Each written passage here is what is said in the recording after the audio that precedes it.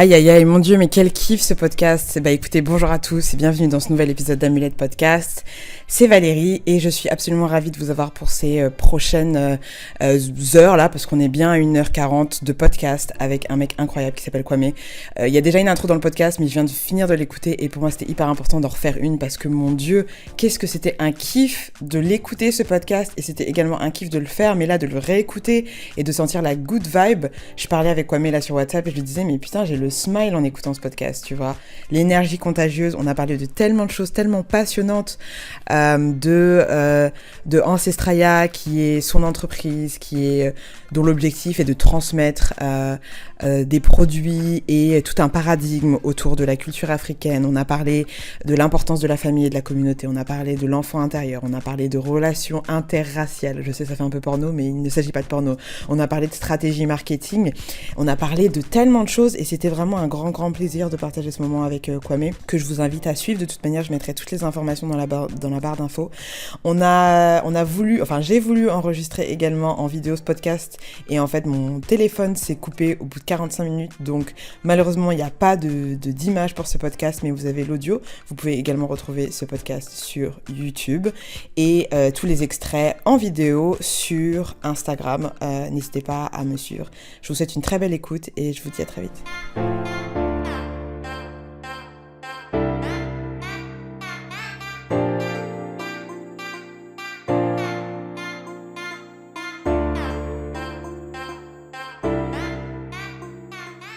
Hello à tous et bienvenue dans le nouvel épisode d'Amulette Podcast. Et aujourd'hui, mesdames et messieurs, les frères et les sœurs, je suis en présence de celui qu'on ne présente plus. Celui qu'on ne présente plus. Vous m'entendez, Seigneur? Non, je commence après. Ça y est, c'est parti. Elle est partie. Je crois que je suis pas avec la bonne personne Ça y pour est, faire ça. là, justement. Non, t'inquiète. Donc aujourd'hui, je suis en compagnie de mon frère Kwame. Yes. Welcome. Merci. Merci d'avoir répondu présent à l'invitation. Ah ben merci pour l'accueil. Franchement, là, je suis vraiment heureux d'être ici. Avec Vraiment. plaisir. Bah du coup, Kwame, comme on a dit, l'idée c'est d'avoir vraiment une discussion qui va au fil de l'eau. Okay. Je sais qu'avec toi, il n'y aura pas de problème par rapport à ça. Allez. Même si on s'était dit qu'on voulait quand même faire un petit focus sur l'entrepreneuriat et le côté spirituel même de l'entrepreneuriat, qui peut être intéressant. Mais avant de commencer tout ça, j'aimerais te poser une question essentielle. Qui es-tu en ce moment ? C'est une bonne question. Qui je suis en ce moment ? Je suis une personne, j'ai envie de dire, qui apprend à découvrir son identité, sa culture surtout, tu vois. Et pour faire court, moi je suis donc guadeloupéen, mes deux parents sont guadeloupéens. Je suis pas né avec le nom Kwame, mes parents m'ont appelé Grégory pour faire un peu le chemin. Puis j'ai fini par comprendre que aujourd'hui, ici, on est très vite assimilé dans cette culture occidentale, tu vois, à travers finalement ce qu'on mange, à travers ce qu'on voit à la télé, à travers nos amis et tout ça. La musique, vraiment la culture dominante, elle est occidentale pour le coup. Et il y a eu un moment donné où je me suis dit, mais c'est cool, tu vois, on connaît, mais comment ça se fait qu'aujourd'hui, à 28 ans, pour le coup j'avais 28 ans à ce moment-là, comment se fait-il que je ne saurais même pas où placer Mozambique sur la carte ? Je ne saurais même pas où placer, je sais pas moi, la Côte d'Ivoire sur une carte, tu vois. Alors que je saurais où placer l'Italie, je saurais où placer. Et donc, tu vois, il y a eu tout ça en fait qui est arrivé et je me suis pris une claque en fait, tu vois. Je me suis dit, mais attends, je comprends pas. Est-ce que c'est normal, tu vois ? C'est arrivé comme ça, un jour, ça t'est venu ça ou c'est un process ? En vrai, c'est un process. Je pense que j'avais déjà des potes qui commençaient un peu à me dire, écoute, Greg, pour le coup, à l'époque, intéresse-toi un peu à notre culture, intéresse-toi un peu à tout ça. On va dire que je m'ai intéressé un peu de loin parce que finalement, j'ai toujours grandi avec des frères, etc. Tu vois, donc je pensais connaître et finalement, je me suis rendu compte que je connaissais pas. Et en vrai, je pense que c'est venu vraiment par le biais des relations que j'avais. Tu vois, genre, pourquoi tu souris ? Parce que je sais que c'est un sujet. Pourquoi tu souris comme ça quand tu parles de relations ? On va rentrer dans le vif du sujet, mesdames et messieurs. Il faut nous raconter maintenant. En vrai, je pense que et c'est intéressant, toi, parce que mine de rien, en tant qu'homme noir, je pense que j'ai longtemps été en couple avec des femmes. Je pense que j'étais encore très aliéné, tu vois. Je pense que j'ai jamais eu de problème à sortir avec des sœurs ou autres, et ça c'est souvent un truc qui revient souvent, tu vois, quand tu parles à des hommes noirs qui vont dire ah mais moi je passe avec des sœurs parce que c'est des trucs bêtes, tu vois. J'ai jamais eu ce problème là. Par contre je sais, parce que j'ai eu cette conversation avec un pote où j'ai eu ce truc à un moment donné en me disant et vraiment genre je vais pas dire je me déteste quand je repense à ça, mais ça fait partie de l'évolution, où j'ai commencé à me dire, vas-y, j'ai envie de sortir avec des petites, on va dire, parisiennes. T'idéalises un peu la femme avec un trait. L'archétype de la parisienne, quoi. Exactement, et moi je viens du coup j'habitais à l'époque, puis après là je suis revenu, mais j'habitais à Meaux, dans 77, à Beauval, c'est un petit quartier et tout, tu vois, et donc à un moment donné, il y avait ce côté de, je fais des projets, je suis ambitieux, j'en ai marre de sortir avec des meufs qui sont un peu de mon quartier, ou qui sont dans les quartiers aux alentours, je veux sortir avec la parisienne, donc c'était plus un côté très, une espèce d'ascension sociale très bête, quelque part, tu vois, mais finalement, c'est un peu une image qu'on te vend à travers plein de choses, quelque part, tu vois. Ouais. Et il y a eu ce truc où j'ai commencé à sortir en fait avec d'autres femmes qui étaient d'autres cultures, et qui, en fait, finalement, je me perdais là-dedans, tu vois. Donc, tu vois, je prends des pincettes, tu vois, je prends des pincettes. Mais en vrai, tu vois, j'étais perdu. Tu me revois avant, short, petit polo, avec une petit pull par-dessus, petit chaussures, Sebago, tu vois, à essayer de parler d'une façon avec des rondeurs, toujours. C'était pas moi, en fait, tu vois.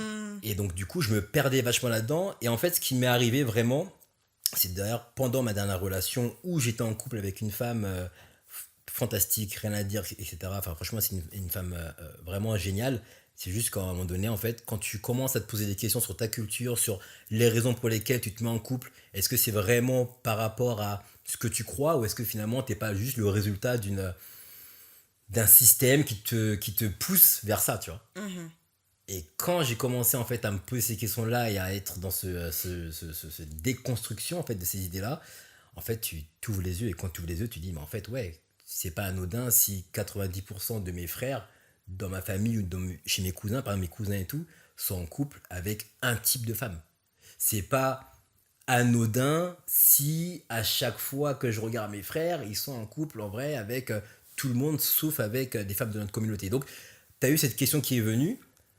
Excuse-moi, et quand ils sont pas en couple, donc quand ils sont en couple avec tout le monde sauf des femmes de notre communauté, c'est fait de manière intentionnelle?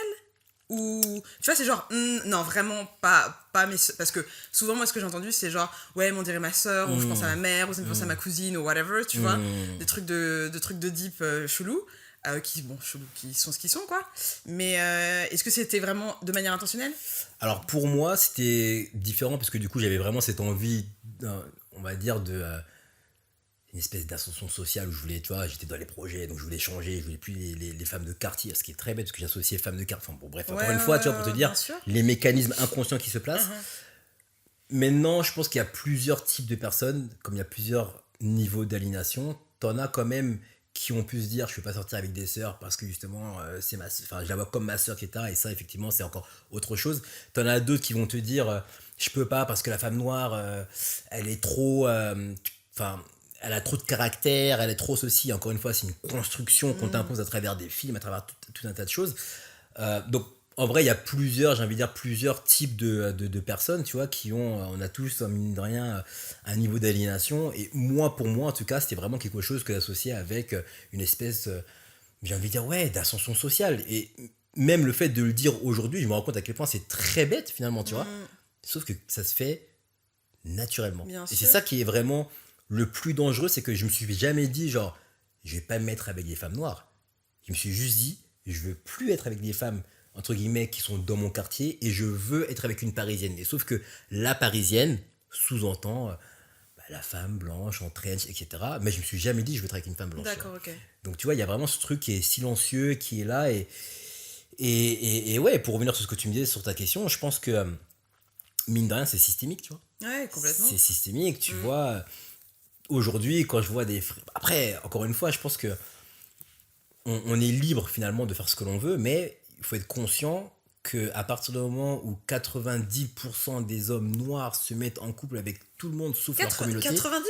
Ça, c'est un chiffre que je donne, ok, de ce que je d'accord, vois. Il n'y a pas... Non, là... ça laisse pas beaucoup de Non. choix. Et en plus, alors attention, parce que ce que je dis, en fait, c'est très biaisé. Parce que ici, Ouais. Sur le continent, c'est différent, Bien forcément. Tu sûr. vois. Donc vraiment, là, je parle en tant que Kwame qui habite sur Paris. Voilà, dans le prisme de ta propre expérience, de tes Exactement. propres conditions. De ma propre expérience, de ce que je vois autour de Bien moi. sûr. Bien évidemment, les chiffres, ils sont tronqués, ils sont faux, parce qu'en réalité, sur le continent, tu as beaucoup plus d'hommes noirs qui sortent avec des femmes noires. Tu vois. Et ça aussi, c'est un sujet qui est intéressant, parce que dans cette conversation qui revient très souvent de est-ce qu'on peut être pro-noir si tu sors pas avec une femme noire. Et aujourd'hui, mon avis, il est très tranché là-dessus. On en reviendra si tu veux après, mais euh, il est vrai que ce discours-là, il est très biaisé, parce que ici, en Occident, on voit beaucoup plus d'hommes noirs avec des femmes blanches, mais en réalité, dans le monde, dans sa globalité, tu as beaucoup plus d'hommes noirs avec des femmes noires. Oui, mais on est en Occident. Voilà, En même temps. tu Donc, vois, oui, ok. c'est pour ça que c'est important aussi de remettre les choses dans ce contexte. Mais voilà, en tout cas, moi, je sais que quand j'ai commencé à me poser des questions, et que bah, forcément, en plus, tu commences à t'intéresser à l'histoire, tu commences à lire, tu commences à te dire qu'on a une histoire qui est très compliquée, tu vois, et que surtout notre histoire commence pas pendant l'esclavage, contrairement à ce qu'on a pu nous apprendre, nous enseigner à l'école. Quand tu apprends tout ça et que tu commences à décloisonner un peu et à te dire, attends, mais est-ce que les choix que je prends sont alignés avec mes valeurs, ou est-ce que c'est pas aligné finalement avec, j'ai envie de dire, l'espèce de courant, tu vois, c'est comme si t'es dans un fleuve en fait, et tu t'as même pas de gouvernail, et juste tu te laisses aller, tu vois, et quand j'ai commencé à ouvrir les yeux, je me suis dit non, mais c'est pas possible, tu vois. Et donc c'est là où Grégory est devenu Kwame.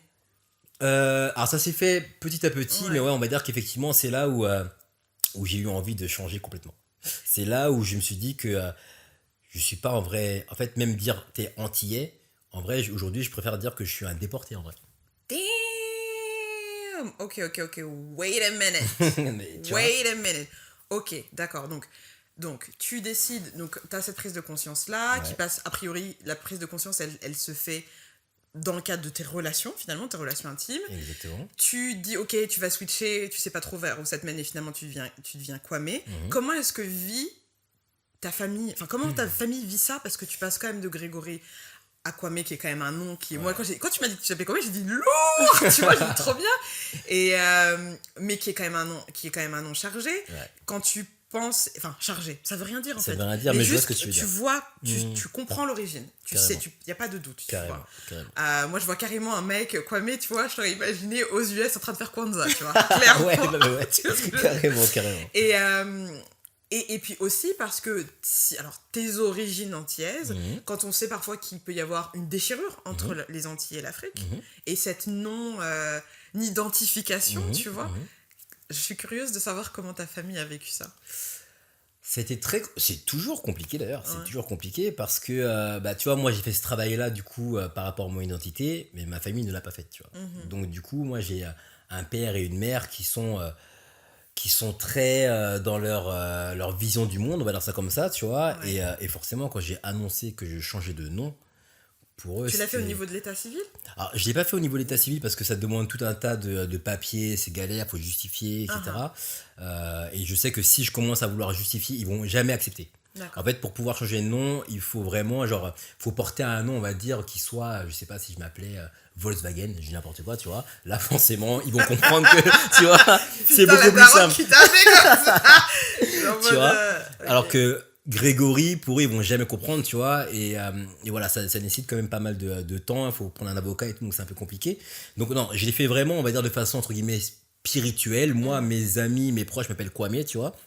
Mes parents m'appellent Grégory encore et je n'en veux pas, j'oblige pas les gens à m'appeler Kwame, mais c'est vrai que pour eux c'était compliqué parce qu'ils ont pris ça comme un rejet. Bien sûr. En fait, ma mère, quand je lui ai dit, elle voyait le changement, en plus j'ai des locks maintenant parce que moi j'avais pas de locks et tout, donc elle a vu qu'il y avait un changement. Quand je lui ai dit, écoute maman, voilà, maintenant c'est Kwame et que tout le monde m'appelle Kwame. Elle a dû être choquée. Mais déjà, pour elle, je suis dans une secte carrément. Ouais, bien sûr. Pour elle, c'est une secte. Toujours aujourd'hui ? Tout aujourd'hui. Genre, des fois, elle me pose la question, mais du coup, tu vois, quand je vais dans les conférences, mais tu vas faire quoi dans les conférences ? Qu'est-ce qui se passe ? Tu vois, je pense qu'elle doit imaginer qu'il doit y avoir, genre, je sais pas, quelqu'un qui doit. Enfin, tu vois, j'ai une chèvre, ouais, on boit voilà, le sang, tu vois, exactement, tu vois. On n'est pas des francs-maçons, les gars. Non, mais grave, ouais. Après, bon. Voilà, c'est ça. Bon. mais carrément, tu vois, et en même temps, donc, du coup, j'attaque un peu avec ça, alors qu'en vrai, enfin, pas du tout, tu vois. Et comme je lui dis, en fait, je pense que mes parents sont vraiment, genre, aujourd'hui, ils sont beaucoup plus, j'allais dire, français que guadeloupéen et que africain, j'ai envie Ouais. de dire, tu vois, même si ça veut rien dire africain, mais c'est vraiment pour mettre une étiquette sur l'identité. Et c'est dommage. Parce que ça fait. Ma mère, elle avait 17 ans, aujourd'hui elle a 75 ans. Enfin, ça y est, tu vois. Ils vont en Guadeloupe une fois tous les ans ou tous les 2 ans. Là maintenant, ils sont à la retraite, ils y vont plus. Ça y est, tu vois, ils sont vraiment occidentalisés. Donc, c'est vrai que ça a été très compliqué. Puis, tu vois, moi, je suis arrivé aussi avec un discours fort, avec vraiment des convictions. Ouais. Ça y est, maman, j'ai compris. Ça y est, Je sais. Ouais, voilà, c'est ça, tu vois. Et c'est pas du tout la meilleure chose à faire, que j'ai compris plus tard. Et puis mes parents sont beaucoup dans la religion, tu vois. Enfin, donc c'est jamais évident. C'est Ouais. jamais évident, tu vois. Mais voilà, c'est nécessaire. Et puis je pense que, comme je le dis à chaque fois, dans ma famille, je suis le seul à faire ça. Ouais. Et ben j'espère que les prochains de la prochaine génération, ils continueront et puis ils finiront par voir qu'en fait, il n'y a rien de mauvais à aller à rentrer chez soi, en fait. C'est En vrai. joli. Ouais, c'est clair, il n'y a rien de mauvais. Enfin, Tu vois. en plus, quand t'as trouvé où était ton chez toi, c'est. C'est ça, tu vois. Ouais, ok, d'accord. Donc, ok, bah, l'histoire de quoi. Mais bah, merci d'avoir partagé ça, je savais pas du tout. Parce qu'en vrai, moi, je t'ai découvert. Comment je t'ai découvert via Wendy, Ouais, ok. que j'ai découverte, je sais plus comment. Anyway, j'ai fait un podcast avec elle. Mortel. Et elle postait elle a posté en fait une vidéo de toi. Et j'étais en mode, ok, donc je follow direct. Et après, j'ai suivi. Et puis la dernière fois, j'étais avec Sandia. Et elle me dit, Ouais. ouais, tout ça, je vais voir un gars, là, truc, nanana, truc, tu connais. J'ai dit, mais non, débat et tout. Et voilà, nous voici, Small tu vois. world. Tout petit, en Ouais, fait, quand ouais. les énergies, elles sont similaires. Carrément. Alors que tu vois, ça se trouve, on a dû se croiser à plein d'endroits Mais différents, à plein de moments dans notre vie. à 100%. Mais on n'était pas alignés énergétiquement parce À qu'on est 100%. chacun sur nos chemins, tu vois. Et donc, non, je savais pas du tout, enfin, je connaissais pas l'histoire. En tout cas, je voyais juste qu'il y avait quelqu'un de très, très passionné, tu vois, et de très engagé. Et beaucoup d'amour aussi, tu vois, C'est malgré important. l'énergie, il y a important. beaucoup d'amour, je trouve, dans ce que tu partages. Bah, Tu peux du merci coup nous beaucoup. parler un peu plus d'Ancestraya?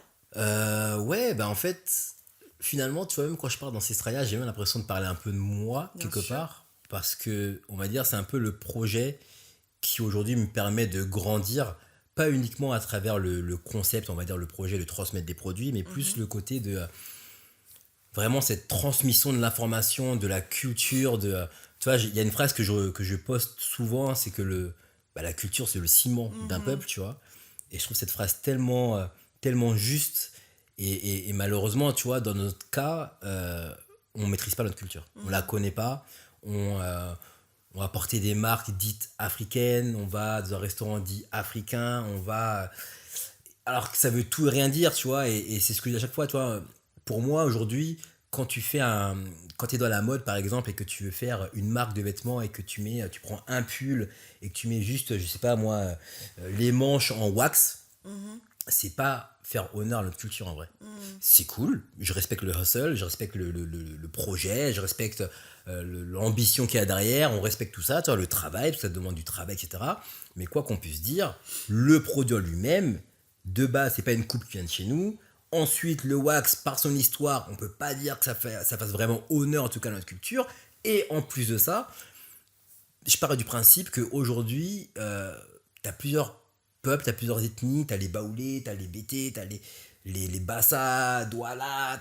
Donc l'Afrique, une marque africaine, ça ne veut rien dire. Les symboles africains, ça ne veut rien dire. Tu as des symboles Congo, tu as des symboles... Et en fait, à un moment donné, je me dis, pourquoi à chaque fois qu'on va essayer de faire quelque chose, on essaye de le lisser, on essaye de le rendre acceptable pour l'autre. Et quand je parle de l'autre, je parle du coup des Occidentaux, ou en tout cas, oui, des Occidentaux, parce qu'on est ici en tout cas.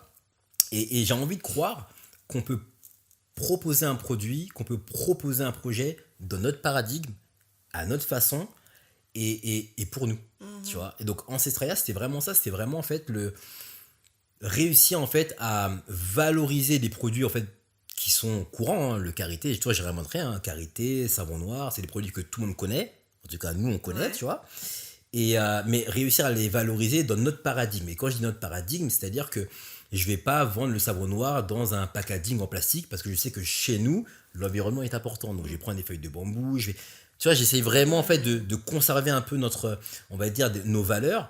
Et pareil, dans le nom du produit, je vais pas appeler savon noir ni African Black Soap, ce qui est cool, mais en vrai, c'est pas comme ça, tu vois. Et par exemple, chez la Hakan, en Tui, on dit Alatassamina. Donc quand j'ai appris ça, je me suis dit, je vais l'appeler Alatassamina. En fait, tout ce que j'essaye de faire, c'est de rendre fiers des personnes en utilisant des produits qui viennent de chez nous et en se disant, bah en fait, ouais, j'ai plus besoin de prendre du mix à bébé ou de prendre du Nivea. D'ailleurs, Nivea en latin, ça veut dire blanc comme neige. Donc, tu vois, déjà. Shit. T'as vu, c'est énorme, tu vois. Qui Et n'a en pas fait, mis le Nivea même moi, j'ai mis ça. Tout le monde a mis ça, tu vois. Et c'est vraiment en fait un besoin en fait de juste de ouais shift, tu vois, genre on change de paradigme, on se revalorise à notre façon et j'espère que ça pourrait créer un espèce de pont en fait, tu vois, entre ici, donc notre vie ici pour celles et ceux qui n'ont pas l'occasion en tout cas de pouvoir retourner fréquemment, etc. Et vraiment la terre-mère. Donc voilà, c'est un peu ça le projet. Et là aujourd'hui, bah, j'ai la chance, tu vois, de pouvoir travailler avec des mamans qui font ça au village. C'est fait au Ghana. Moi, je suis jamais allé là-bas, donc j'expliquerai après comment j'ai rencontré. C'était toute une aventure, mais c'est énorme. Et j'apprends tous les jours, que ce soit en tui. Du coup, je suis en train d'apprendre la langue, tu vois.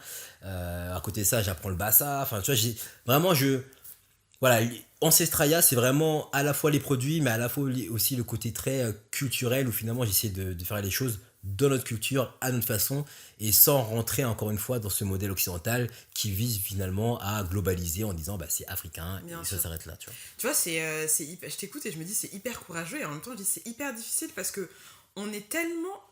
Les choses sont tellement imbriquées comme ça, tu vois. Clairement. À quel moment est-ce que tu définis que... Bon alors, par exemple, typiquement pour le wax, bon, c'est vrai qu'il y a quand même le truc hollandais, etc. Mais est-ce qu'on considère que le fait que ça ne soit pas originaire d'un pays d'Afrique, est-ce que le fait que pendant des années ça a été utilisé, est-ce que maintenant on peut pas considérer que c'est africain, par exemple, tu vois? C'est une bonne question. Est-ce que... on parlait du wax, on parle des coupes. Ok. À partir de quel moment est-ce qu'on considère qu'une chose vient d'un endroit ou qu'elle ne vient pas d'un endroit, tu vois? Et ça, c'est un truc, c'est une question que je te pose d'ailleurs. Comment tu définis en fait? À partir de quand tu dis, ok, ça c'est bon, ça c'est pas bon? Je dirais que, en fait, chez nous, de ce que j'ai pu comprendre et d'après mes lectures, les vêtements, en fait, quand tu portes un vêtement, il y a une signification derrière. Tu peux pas porter n'importe quel vêtement avec n'importe quel symbole. Tu ne peux pas porter n'importe quel type de vêtement parce que c'est par exemple pour une cérémonie, etc. Tu vois. Maintenant, en partant de ça, je me dis ce qui est intéressant à comprendre, c'est du coup, que veulent dire nos symboles. Donc, ok, tel symbole, ça veut dire telle chose, etc. Ok, donc du coup, tu vois, il y a déjà une autre façon d'approcher le vêtement. Sans rentrer dans la mode, il y a vraiment une autre façon d'approcher juste le vêtement tel quel, tu vois. Maintenant, en partant de ça, je me dis ce qui serait intéressant finalement, c'est de réussir. Et demain, alors moi, je n'ai pas forcément les compétences pour lancer une marque de vêtements, mais j'aimerais bien découvrir des marques de vêtements qui, entre guillemets, essaieraient de s'aligner vers ça en se disant, bah, chez nous, la mode, c'est pas ce qui se passe dans le monde parce que ça s'est globalisé, mais chez nous, on a une conception de la mode on a une conception du vêtement, pardon, qui est complètement différente. On va essayer d'aligner chaque création dans notre façon de voir le monde. C'est-à-dire que si on va mettre des symboles, on va expliquer pourquoi on met tel symbole, pourquoi on va utiliser tel vêtement, pourquoi on va utiliser tel coup, pourquoi on va... Et vraiment faire un travail beaucoup plus, je dirais, spécifique sur ce type de détails, sans essayer de le lisser. Spirituel, quoi. Parce qu'en fait, là, le même que tu mettais là tout à l'heure, non, je sais plus si c'est toi qui mettais ça, ou t'as Homer qui est dans un bar avec son troisième œil et tout. C'est ça, c'est-à-dire qu'en fait, toi, t'es en mode symbole à fond. Chaque chose a une signification. Exactement. Chaque chose veut donner un message. Parce que de toute manière, le marketing, c'est ça aujourd'hui. Aussi. Une marque, un logo, par exemple, il y en a qui vont considérer que c'est un sigil. Clairement. Quand tu vas énoncer un slogan, on peut considérer que c'est un sort. Enfin, tu vois. Clairement. Ok, donc c'est vraiment remettre du spirituel dans la manière d'envisager ton entrepreneuriat. En tout cas, c'est comme ça que faisaient, on va dire, nos ancêtres. Donc du coup, vu que j'essaye de m'aligner au mieux, je ne dis pas que j'y arrive à 100%, mais au mieux en tout cas avec cette conception, c'est vrai que nos ancêtres voyaient vraiment le monde comme un tout. Donc du coup, dans ce tout, dans cette totalité, effectivement, il y a tout de suite l'apport spirituel. Et nous, on voit le spirituel comme quelque chose, on va dire, très, entre guillemets, religieux, mais c'est plus vraiment une science, tu vois. Donc vraiment, tu as ce côté où si ce symbole a une signification qui est chargée de faits, ou en tout cas de sens, on va dire, il est important de le comprendre, ou en tout cas lorsqu'on veut créer des vêtements qui sont alignés en tout cas vers tout ce dont j'ai parlé, il est important de les transmettre et pas juste, justement, et c'est ce que je voulais pour revenir à ta question, pas juste de faire un vêtement et de mettre du wax en disant c'est africain, on vend, parce que en faisant ça, en réalité, bah, ça reste juste du business en vrai. Ouais, et puis c'est chargé surtout de l'intention d'une autre personne. C'est-à-dire que si toi tu cherches pas, ça veut dire que c'est quelqu'un d'autre qui cherche. Exactement. Ok. Ok, je comprends. Et donc du coup, aujourd'hui, là, parce que moi ce qui me vient à l'esprit, c'est ok, donc t'as un business avec un marketing qui est très spirituel, et la volonté c'est de faire d'être quand même dans une forme de transmission. C'est ça. Parce que tu vois, moi j'envisage pas, comment dire, même si je prône, ok, c'est bien il faut revenir à l'essentiel, il faut essayer de déconstruire un maximum de choses et voir ce qu'on décide de garder, ce qu'on décide pas de garder. Je suis aussi très pour, ok, quels sont les outils qui sont utilisés aujourd'hui par le mass market, par les grands de ce monde, par les grandes marques, etc. Et comment est-ce qu'on fait, nous, pour pouvoir les utiliser, pour pouvoir en fait faire ce que j'aime bien apporter, de la contamination culturelle, c'est un peu fort, mais je vois ce que tu vois ce que parce que finalement, la guerre, pour moi, qui se joue encore plus depuis 1 an et demi, 2 ans, c'est une guerre spirituelle. Clairement. Donc c'est savoir, en fait, quel est l'esprit qui va gagner, quelle est la culture qui va gagner. Clairement. Et comment est-ce que tu l'infuses un maximum pour qu'en fait, les esprits des gens soient chargés justement de cette culture. Tu connais la marque Suprême? Bah oui, ouais. J'imagine que tu connais la marque Suprême. Là où Suprême a été, entre guillemets, forte comme marque, c'est qu'elle n'a pas été accessible. Tu vois, tout le monde voulait du Suprême au moment où personne ne pouvait avoir du Suprême, sauf en prenant un billet d'avion et en partant à New York. Même celles et ceux... au début, il n'y avait que les skateurs, parce que c'était vraiment une marque de skate, tu vois. Puis après, ça s'est un peu ouvert. Puis maintenant, tu as un peu... J'ai l'air tout n'importe quoi. En tout cas, tout le monde peut plus ou moins... tout le monde connaît Suprême et tout le monde peut en acheter. Mais il fut un temps où c'était vraiment une niche. Maintenant, pour revenir sur un côté très marketing, et du coup, on va sortir un peu de tout ça. Moi, comment je vois les choses, déjà à travers Ancestralia, parce que tout à l'heure, tu disais que je faisais du marketing, on va dire, et vraiment axé sur le spirituel, il n'y a aucune stratégie. Tout ce que je fais, il n'y a aucune... En fait, si tu veux, j'ai été dans ce truc où j'entreprends et je fais vraiment une stratégie carrée, etc. Et c'est un truc que j'ai toujours kiffé faire. Enfin, tu vois, je lis énormément du Seth Godin, du Gary Vaynerchuk. Enfin, tu vois, je suis vraiment dedans, vraiment, tu vois. Et j'ai compris aussi que je peux pas faire ça, en tout cas pour ce que je veux faire. Parce que sinon, ça va fonctionner, tu vois. Mais ça va pas être aligné avec ce que je veux vraiment faire. En fait, je pense que ce qui fait qu'aujourd'hui, Ancestralia, entre guillemets, fonctionne, c'est parce qu'il y a une vulnérabilité de ma part qui est présente, une transparence sans que ça soit une technique. Et c'est pour ça que je dis ça, c'est parce que le problème des marketeurs, je suis un ancien du marketing, enfin, je suis toujours de marketing parce que j'aime ça, tu vois, c'est qu'on ruine tout en fait. Ah, en vrai, on ruine tout. En vrai, on ruine tout. Pourquoi tu dis ça? Parce que tout ce qui est censé être normal, la transparence, on le transforme en technique. Et du coup, en quoi est-ce que c'est mal si c'est une belle valeur, que ça soit transformé en technique? Parce que du coup, c'est plus sincère. Ça devient une technique. Ça devient, si tu veux vendre, sois comme ça. Parle ton storytelling. Non mais attends, explique pourquoi t'es dû rentrer chez tes parents. Explique. Oui, mais du coup, est-ce que ça enlève la vérité des raisons pour lesquelles tu es rentré chez tes parents? Est-ce que ça enlève l'essence de ce qui s'est passé, le fait de promouvoir la transparence via un storytelling, par exemple? Alors, ça retire pas ça, parce que du coup, si c'est une histoire vraie, c'est bien. Mais malheureusement, ce qui se passe, c'est que parfois, on va rendre la vérité sexy. Ok, donc c'est deux choses différentes. C'est vrai. Ok. C'est vrai. D'accord. Attention, parce que je suis marketeuse aussi. C'est vrai, non mais oui. Non mais t'as bien raison, tu vois. Mais regarde, quand tu regardes bien, on va dire, même par rapport à Instagram, si on prend le réseau social Instagram, par exemple, tu vois, les marketeurs, on a ruiné Instagram. Pourquoi? Parce que aujourd'hui, si tu veux avoir des likes, eh ben, il faut que tu postes autant, il faut que tu sois transparent, il faut que tu fasses tant de stories, il faut que tu fasses ceci. C'est devenu charté, c'est devenu, tu vois, même à un moment donné, carrément, tu avais des personnes qui faisaient des photos de profil en mettant le contour un peu rouge, comme s'il y avait une story, alors qu'il n'y avait pas... Enfin, on crée des techniques pour comprendre la conversion. Question, parce que ça, je te rejoins sur ça, c'est vraiment le problème pour moi, c'est le problème du contenu, de la création de contenu, tu vois. Et typiquement, un mec comme Gary Vee, qui est genre the king of content creation. Clairement. Et en même temps, tu vois, Gary Vee, c'est un mec qui dit, ben voilà, c'est empathy first.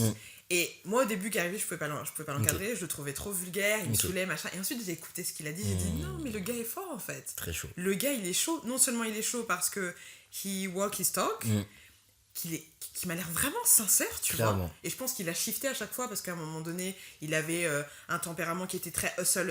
Ensuite, il s'est rendu compte que ça ne fonctionnait pas. Technique ou pas, il a changé, il a switché vers quelque chose d'autre qui était plus dans l'air du temps. En tout cas, dans l'air de, bah voilà, t'es pas obligé de travailler. Enfin, il n'y a pas que le travail qui est important, mais il y a aussi le côté empathique. C'est vrai. Mais il crée quand même énormément de contenu. Il donne quand même des stratégies. Mais il y a quand même quelque chose de très... Enfin, tu vois, je le trouve... je sais pas, j'ai l'impression qu'il est... je le trouve moins full of shit que d'autres personnes, tu vois. Je le trouve...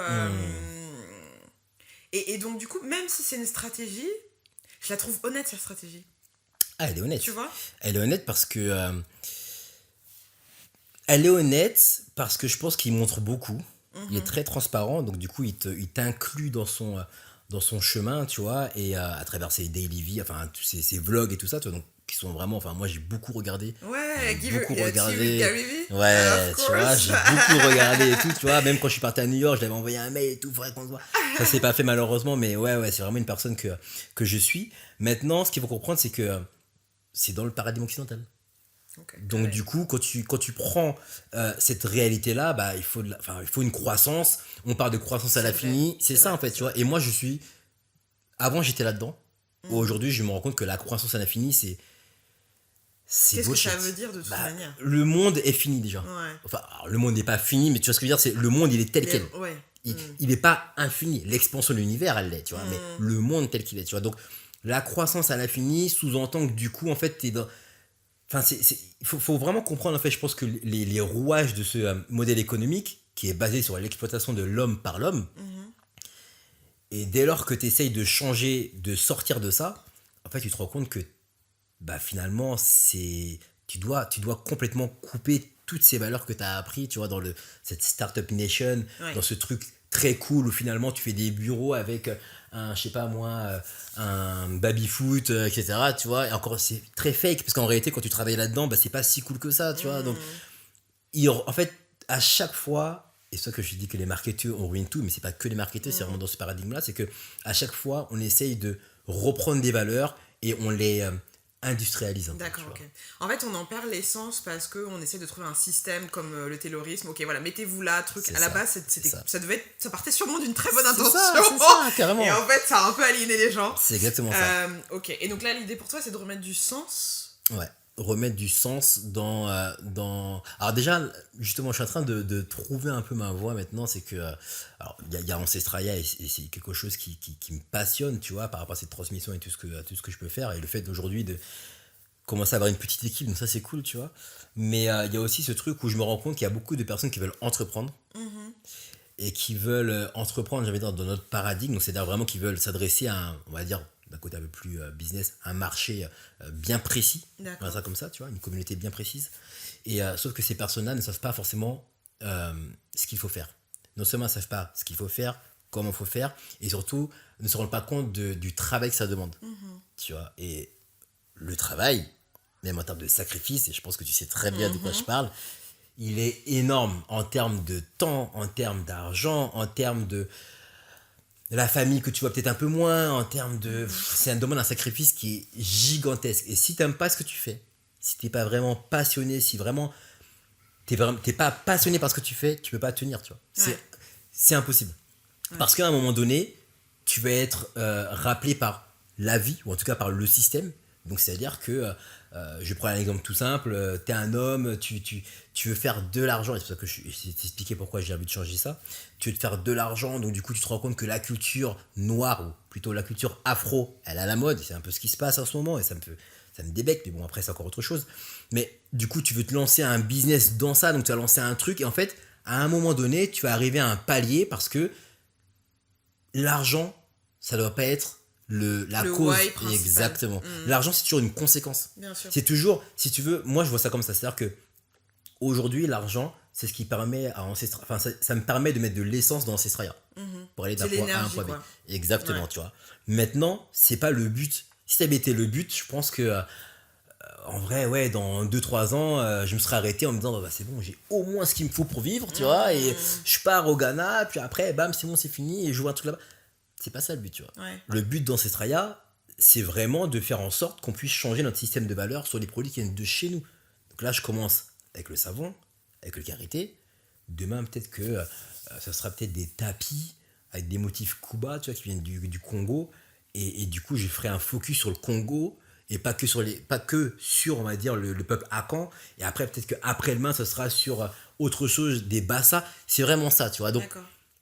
finalement, tu vois, j'essaie de faire les choses différemment, et c'est vrai que pour faire les choses différemment, il faut vraiment sortir de tout ce qu'on a appris ici, toutes ces valeurs. Et j'ai la chance de ne pas avoir fait d'études, et donc du coup de ne pas avoir peur de commencer depuis zéro, et de ne pas avoir de personne ne m'a dit comment faire. Bien sûr. J'ai toujours entrepris seul. Il y a cette liberté en fait de la création. Finalement, t'es obligé de créer. Ah ouais. Vu qu'on t'a pas donné de recette. On m'a pas dit qu'il fallait faire de On business fait une plan. omelette comment? Voilà, Bah, exactement. let's do this. Quoi. C'est exactement ça. Tu vois, j'ai jamais fait de. Je suis vraiment pas le genre de mec à faire un business plan. Non, je fais, je teste, je vois, j'apprends. Bon, c'est quand même très start-up, hein. Itération sur itération. Bah ouais. Bah, Est-ce qu'on peut en sortir mais du coup, en vrai, c'est comme ça qu'on a fait. En fait, même Bien quand sûr. t'as appris à marcher, en vrai, Bien tu sûr, vois, bien sûr. c'est comme ça. Bien sûr. Et encore une fois, et t'as raison, la Startup Nation a repris ça. Ouais. C'est un discours qu'on vend, entre guillemets, à travers des conférences, et c'est très cool, etc., tu vois, de développement personnel, etc., tu vois. Mais en vrai, c'est la vie. Je pense que, je me suis jamais fait initier, mais je pense que quand tu te fais initier, on t'initie à travers finalement ton environnement. On va voir par exemple un serpent qui va arriver, qui va, tu vois, chasser, et puis voilà, la personne qui va t'initier, elle va te dire, bah tiens, tu vois, ça, ce serpent-là, il a fait ci, il a fait ça, mais avant ça. Et en fait, tu vois, on essaye toujours, en tout cas moi c'est comme ça que je vois la vie, c'est que tout ce que j'essaie de faire, j'essaie de le calquer à travers des choses que j'ai pu expérimenter même plus jeune, ou ce que j'ai pu voir à travers la nature, tu vois. Donc le truc de on teste, on apprend et on continue, finalement c'est des choses que on a fait. J'ai appris à nager très tard, j'ai appris à nager il y a même pas un an pour te dire, tu vois, donc très tard. Mais j'ai appris en me noyant en vrai, tu vois. Tu vois, on m'a jeté, j'ai fait semblant. Mais c'est trop ça, tu vois. C'est trop ça, tu vois. J'ai plusieurs fois. En fait, t'apprends comme ça. Bon, il y a quand même des moyens de faire. Bon, aujourd'hui, je vais pas te mentir, c'était pas la meilleure façon, tu vois. En termes de pitié, Voilà, ouais. Bon. Mais ok, je vois. Mais voilà, tu vois. J'entends totalement ce que tu dis. Je pense qu'aujourd'hui, il y a tout une réflexion justement sur moi, c'est une réflexion sur le capitalisme. Il y a un super compte que je suis qui s'appelle The Nap Ministry. Je sais pas si ça dit quelque chose. Pas du tout, c'est une afro-américaine justement qui réveille, je sais pas le bon terme, mais qui sensibilise en fait sur la matrice du capitalisme. Et je te l'enverrai. Et en fait, à quel point le capitalisme, il te pousse à être dans le hustle, et il te pousse à te reposer pour pouvoir être plus productif. Elle nous rappelle que le sleep deprivation et le manque de repos, c'était des techniques qui étaient utilisées pendant l'esclavage, etc. Enfin, des trucs, franchement, je lis ces bails et je suis en mode waouh, et donc en fait on est dans cette matrice là du capitalisme. Je pense que de toute façon on sent que ça arrive j'ai l'impression que ça arrive à sa fin, mais bon, je pense aussi, ouais, on verra ce que ça donne. Mais il y a quand même cette notion, tu vois, et un truc qui m'a marqué, t'as dit tout à l'heure, ça demande du travail, ça demande des sacrifices, etc. Et moi je suis en train d'explorer une autre piste en fait au niveau sur la vie de manière générale. C'est de déconstruire tous ces mythes là en fait ça demande beaucoup de travail, il faut des sacrifices, parce que je pense que c'est également un piège, tu vois. Ouais. Je pense qu'il y a et alors ça on en vient sur le côté plus spirituel. Je pense qu'il y a tout ce qui est physique quantique, etc. où quand tu vas essayer, parce que là on essaye juste aujourd'hui, c'est ça, ouais. c'est dur, gars, mais de reprogrammer en fait le subtil, pour pouvoir avoir un impact sur la matière, et donc du coup sortir de ces paradigmes de il faut travailler, il faut allez, on va seul, machin, même si il y a le côté spirituel derrière et que tu as envie de faire quelque chose de bien, tu vois, mais il y a l'homme n'est pas fait que pour travailler, tu vois. Et je suis en train de déconstruire ça aujourd'hui. Qu'est-ce que t'en penses de ça justement par rapport à ce que t'as partagé? Bah en fait, quand je dis travailler, moi je pense que par rapport à ce que je fais, je travaille pas en vrai. D'accord. Puisque j'aime vraiment ce que je fais, tu vois. Genre, je me suis jamais réveillé depuis que j'ai lancé Ancestralia, je me suis jamais réveillé. Ça va faire 1 an et demi maintenant. Ça va faire 1 an et demi, donc c'est encore tout récent, c'est encore tout nouveau, tu vois. Mais je me suis jamais réveillé en me disant il faut que je fasse ci, il faut que j'écrive un mail. Non, jamais, tu vois. Vraiment, j'ai toujours. En fait, pour moi, c'est carrément un. En fait, c'est vrai. Enfin, j'ai l'impression que c'est vraiment ce que j'ai toujours voulu faire, tu vois, quelque part.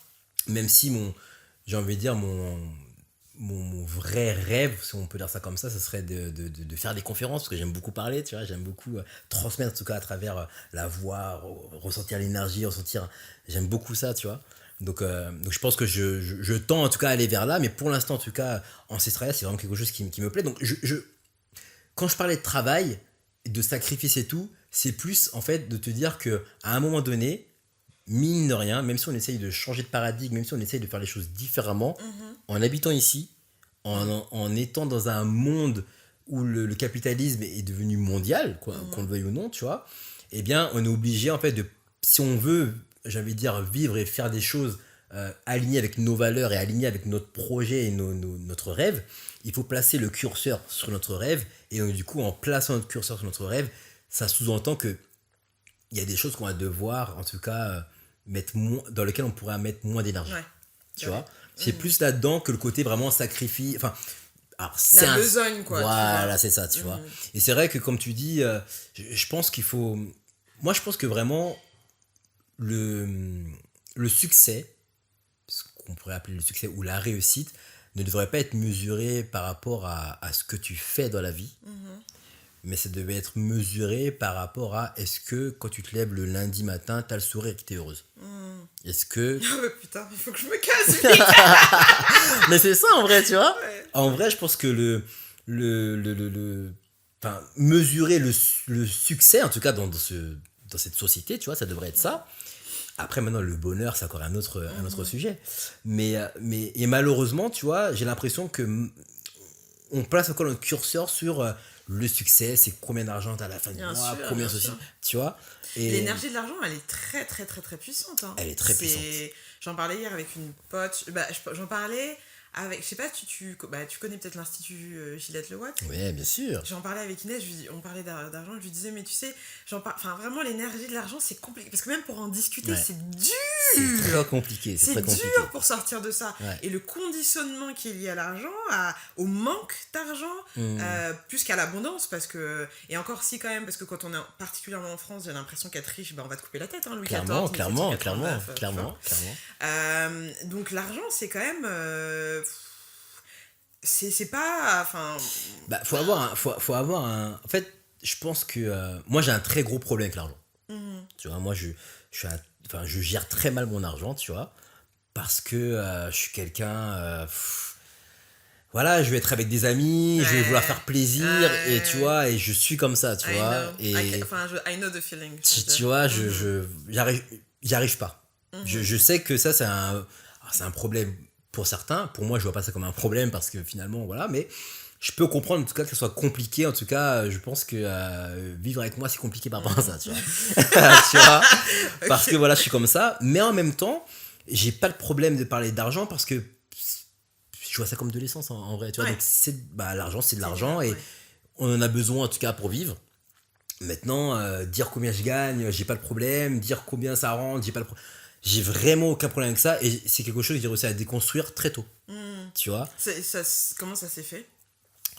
Ça s'est fait parce qu'en fait j'ai commencé à faire de l'argent très rapidement. J'ai commencé à faire de l'argent en fait quand j'étais au lycée et que j'achetais des paires de chaussures sur je crois que c'était AliExpress. Sur AliExpress et que je les revendais à des potes au lycée et qu'en fait à la fin du mois je me faisais des 2000, 3000 etc. et que j'ai commencé à me dire mais putain je fais plus que mes parents, tu vois. Et c'est là où je me suis dit alors il y a eu ce truc de ok, ça veut dire que je peux vivre de quelque chose sans finalement aller loin dans mes études.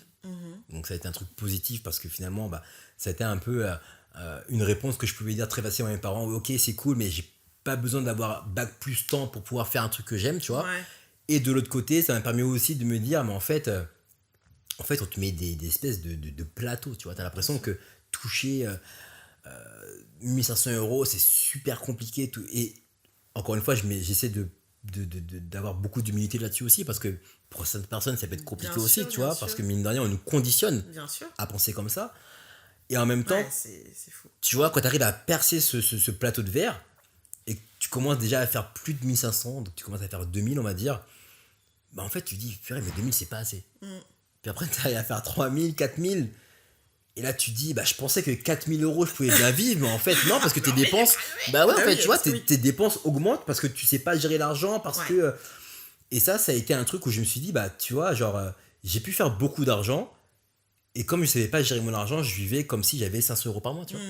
C'est une question de mindset, en fait. C'est vraiment une question de mindset. Clairement, tu vois. Et ça, pour le coup, je trouve que, enfin, moi, j'ai vraiment manqué de rien, tu vois, financièrement, genre jamais. En tout cas, jusqu'à petite et de dire salut, papa. Mais j'ai manqué de rien, tu vois, ça, sur ça, je peux rien dire. Mais ça veut pas dire que j'ai eu une éducation. Enfin, ça veut pas dire que j'ai le sentiment d'avoir eu une éducation financière et d'être en capacité aujourd'hui de pas être flippé quand on parle.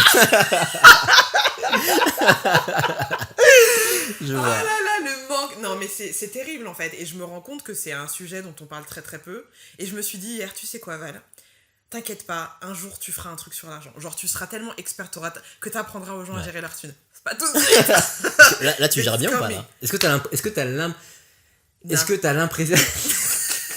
J'ai essayé de trouver, t'as dit non, ok. Non, parce qu'en fait, c'est source. En fait, ce que j'ai capté, c'est que pour moi, l'argent et le manque de, c'était pas tant l'argent, mais c'était surtout lié à la valeur. Si j'ai pas d'argent, ça veut dire que ma valeur, elle est moindre. Et donc déjà, se rendre compte de ça, de dire que je plaçais ma valeur par rapport à l'argent, et que parfois même j'avais des pensées inconscientes de « Ah ouais, putain, elle doit gagner des trucs. » Enfin, tu vois, genre des trucs, mais... Ouais, alors the que... fuck. Tu vois, ouais. What Who the cares? fuck? Ouais, en vrai. Tu vois, et donc là, c'est ce que je suis en train de faire, c'est en train de déconstruire ça, parce qu'en fait, ça me bloque. Je sais que ça me bloque totalement, et qu'il faut que j'arrive à me libérer de cette pression, et de... y a plein de trucs que j'ai enlevés et je sais qu'ils ne font pas ma valeur, mais l'argent est quand même resté très présent vu que j'ai grandi dans l'opulence. Ouais, je comprends. Tu vois ce que je veux dire? Et que c'était un critère, selon moi, important pour mon père.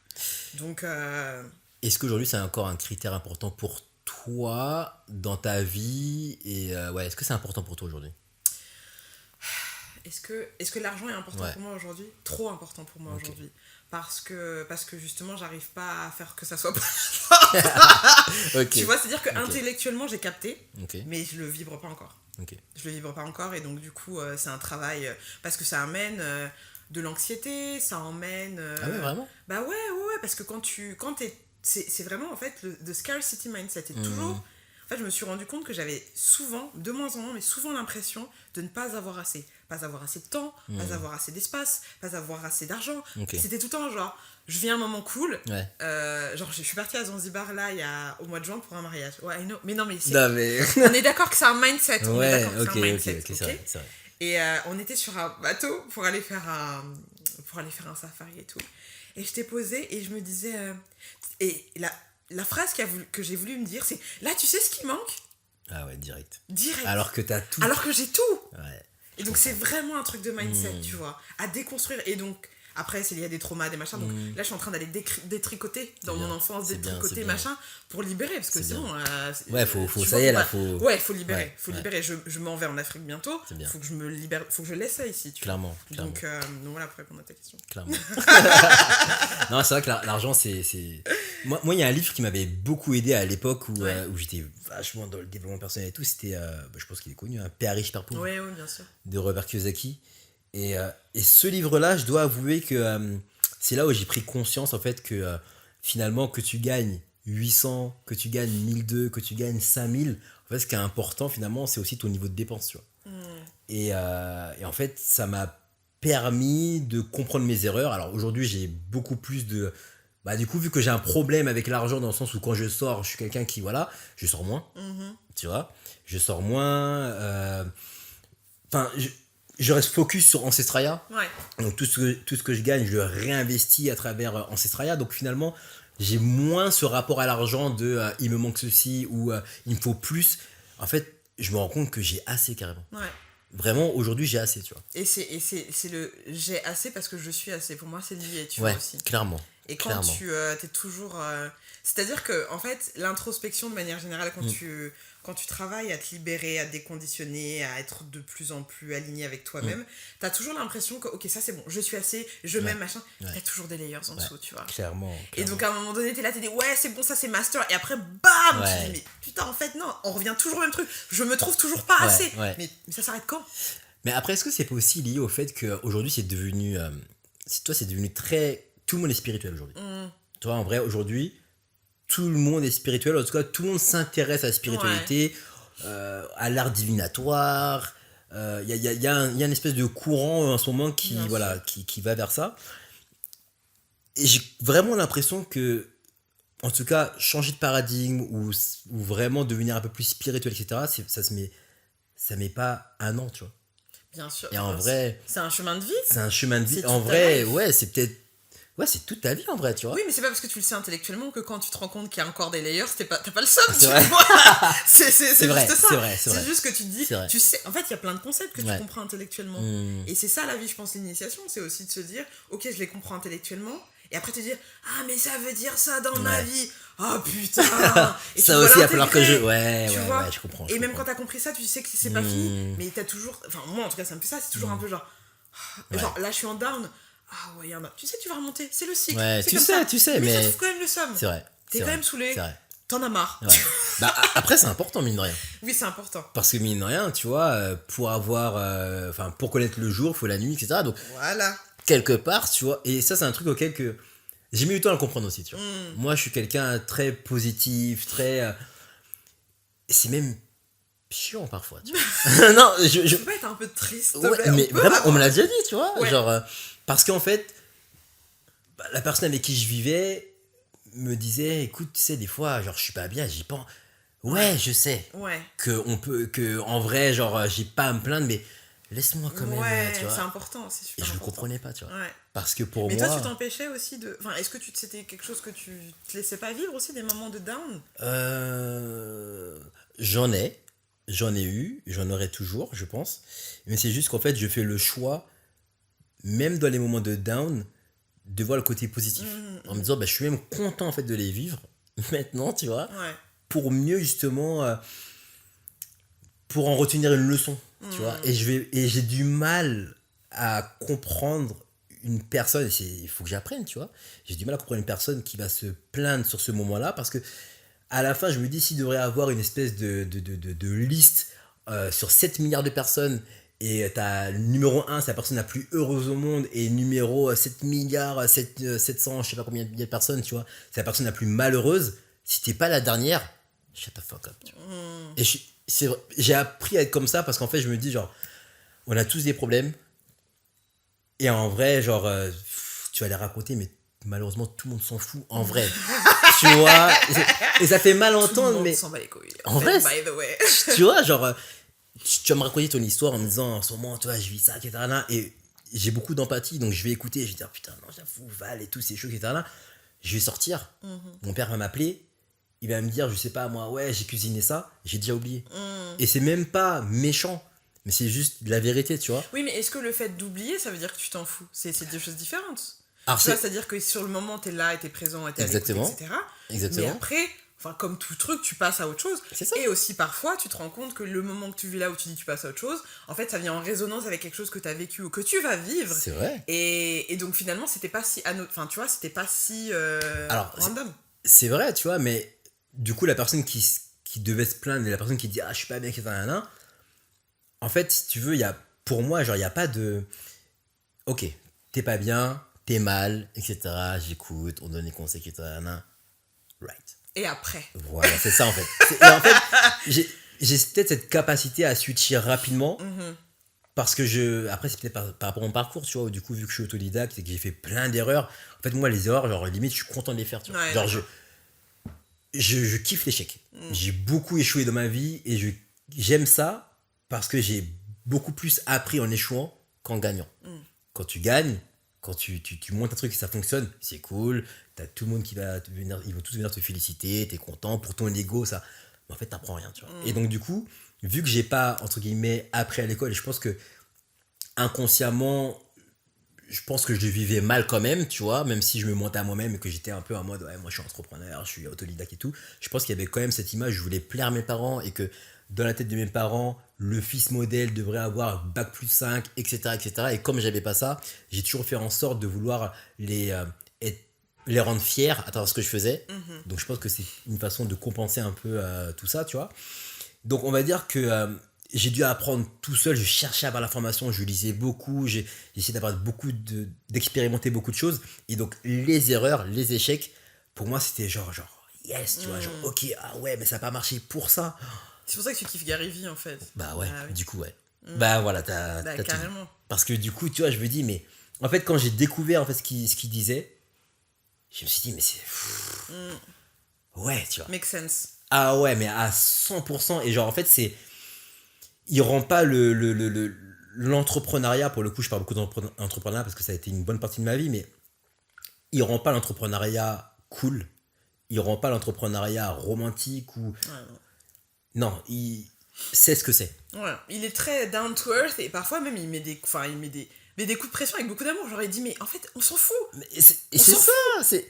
Ouais. Et moi il m'a beaucoup aidé à me genre tu vois genre mais comment ça j'ai lancé mon truc, y a personne qui achète. Mais tu penses que les gens ils t'attendent C'est pas, trop ça. ils C'est s'en trop ça. foutent. C'est trop ça, Et tu genre vois. t'es en mode, oh, ok mais comment je fais tu vois.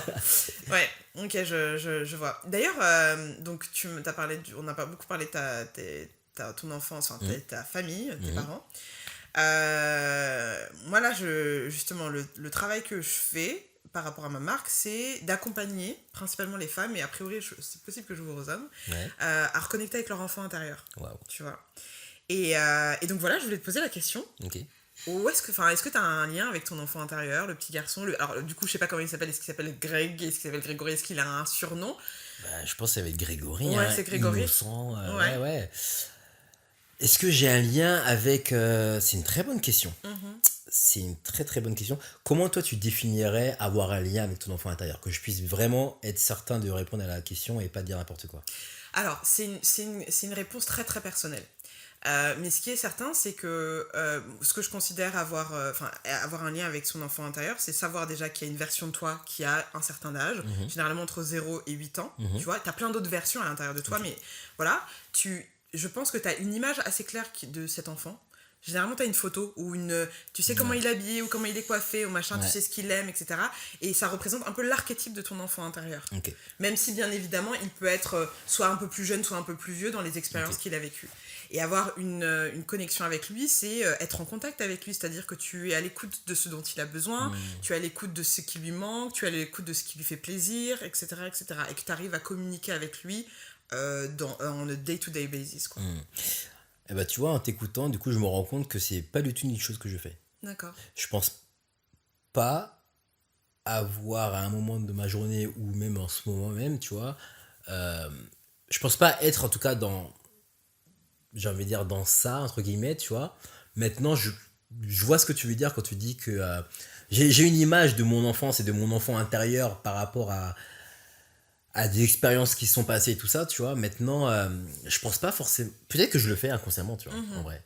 Et que je me rends pas compte, tu vois. Ouais. Et que c'est juste que j'ai pas mis de mots dessus et que du coup, j'aurais pas une réponse à t'apporter par rapport à ça, tu vois. Mais peut-être que je vais essayer aujourd'hui d'être beaucoup plus attentif à ça, en fait. Ouais. En fait, il y en a qui considèrent leur enfant intérieur comme cette voix un peu innocente, qui est très innocente, qui a une forme de naïveté, qui est un peu le centre de la créativité, qui est très curieuse, tu vois.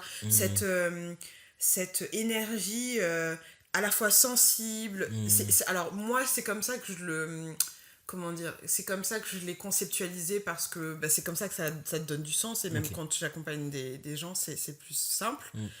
Mais ça peut être aussi cette énergie de, tu sais, genre, tout est aventure, tout peut être créé, tu vois, il y a un côté très innocent, en fait. Je pense que ouais, c'est beaucoup ça, beaucoup... je suis quelqu'un... pour moi, tout est possible, tu vois. Tout est possible. Et il y a beaucoup de... Même dans la façon de faire les choses, il y a beaucoup de naïveté, je pense. C'est quelque chose qui revient souvent. T'es trop naïf.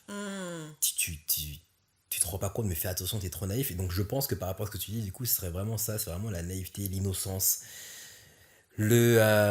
Grégory très qui donne sa confiance rapidement, tu vois, qui se protège pas parce que le monde est beau finalement, tu vois, et qui a très vite été déçu d'ailleurs par le monde finalement, tu vois.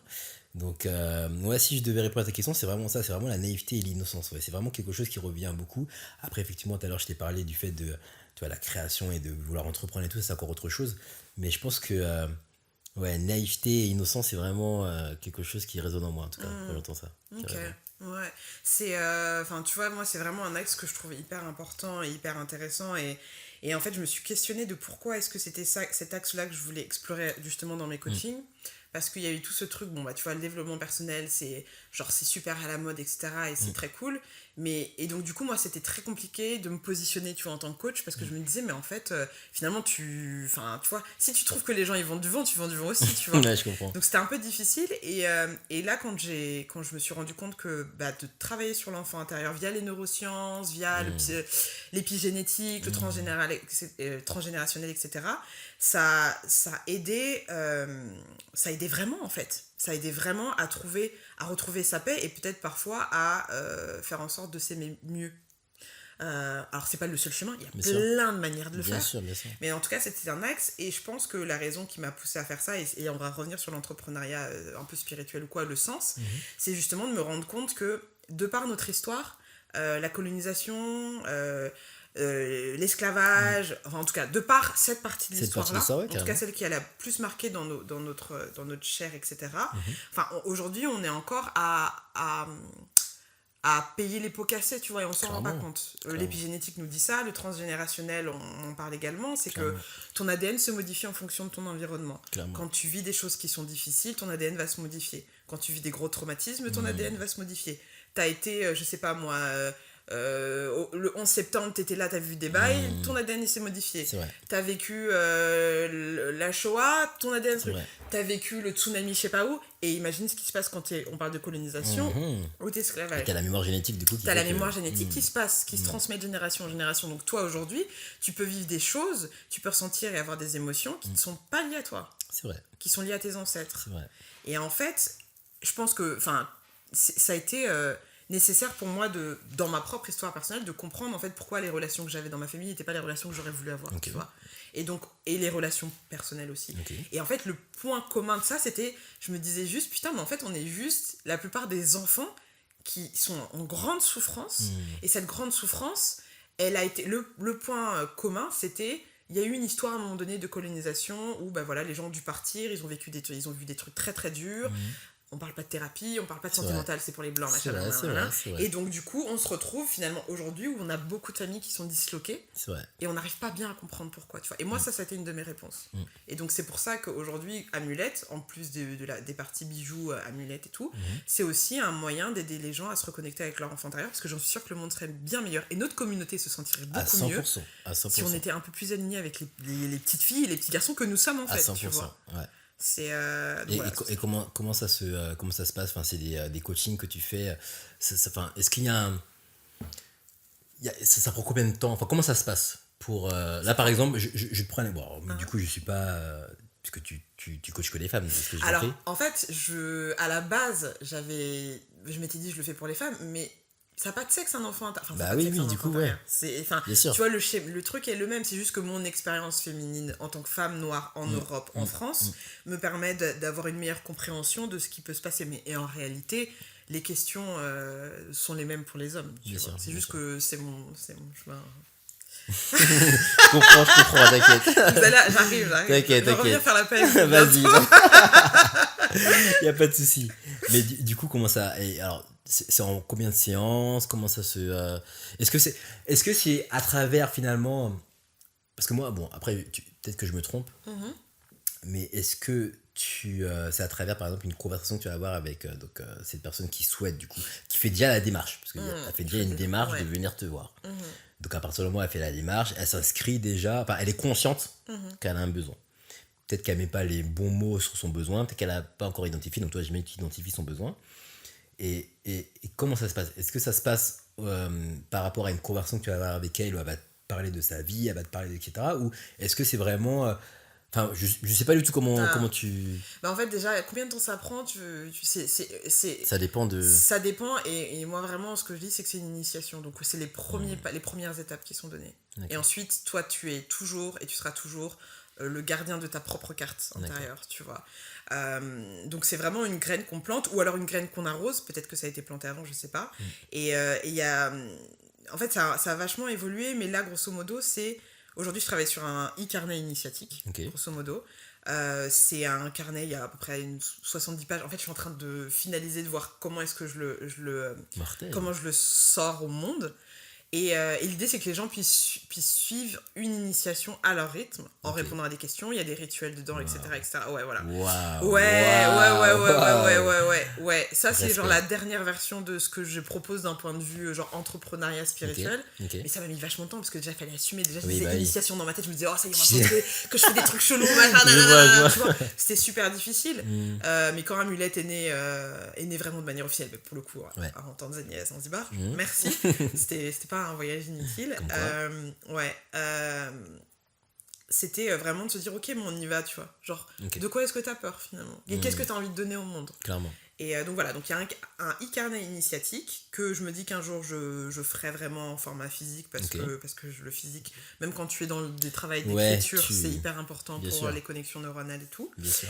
Et sinon, la volonté, pareil, c'est de faire, je pense, des conférences, de faire des masterclass, ici, d'en faire en Afrique également, parce que c'est quelque chose qui est, même si ça peut paraître abstrait et très accessible quand tu l'expliques aux gens, parce que je passe également par les neurosciences, je veux redonner le pouvoir aux gens pour qu'ils comprennent ce qui se passe dans leur cerveau. C'est pas juste pour des hommes blancs en blouse blanche. Bien sûr. Non, tout le monde a un cerveau et devrait comprendre ce qui se passe. Et franchement, ça change la vie quand tu sais ce qui se passe. En tout cas, ça te permet de prendre un peu de recul par rapport à tes émotions et tout.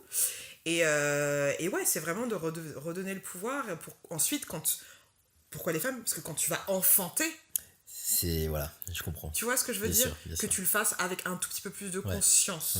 Et que tu puisses transmettre, j'imagine aussi. Et que tu puisses transmettre, exactement. Et on dit souvent, oui, mais les hommes, machin, oui, mais qui enfante les hommes? Ce sont les femmes. Bien sûr. Tu vois, qui élèvent les hommes, la plupart du temps, bon. Mais quand même, dans la culture, c'est quand même les femmes. C'est vrai. On a beaucoup plus d'hommes qui sont absents que de femmes qui sont absentes. Et c'est ma volonté, c'est comment est-ce qu'on recrée la famille. C'est ça ma volonté.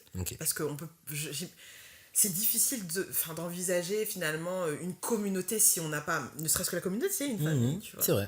Donc, dans notre conception, en tout cas, de la société, c'est vrai que la famille, c'est le tronc, quoi. C'est le tronc. Tu vois, donc, c'est l'endroit où tu rentres et tu sais que tu appartiens quoi qu'il arrive à l'extérieur. Clairement. D'ailleurs, on le voit même dans les noms, tu vois.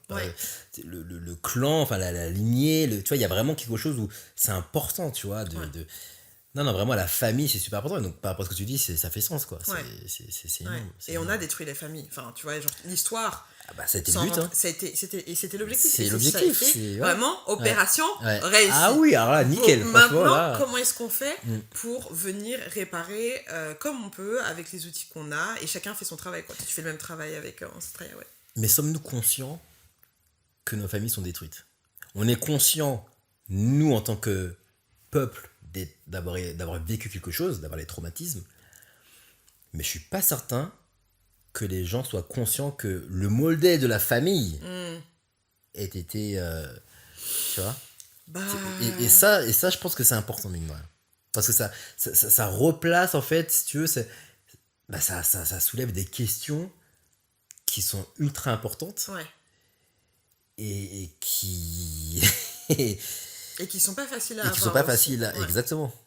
Non, c'est assez violent. Là, en ce moment, je regarde la série En thérapie. Je sais pas si t'en as entendu parler. Pas du tout. Sur Disney+.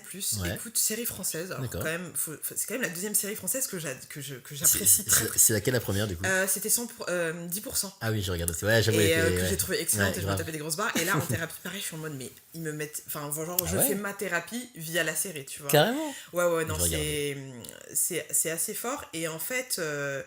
je vais pas faire de spoiler, mais en gros il y a une histoire de Algérie-France, histoire, massacre, machin. Et moi, ça m'a vachement bouleversée parce que, à travers le récit de l'acteur, je me suis rendu compte que, encore plus, parce que j'en avais conscience, que ce qui a été vécu par ma communauté, mon ethnie bamileke, il y a quelques années maintenant, quelques dizaines d'années, c'était ça. En fait, c'était très très violent. J'en avais conscience.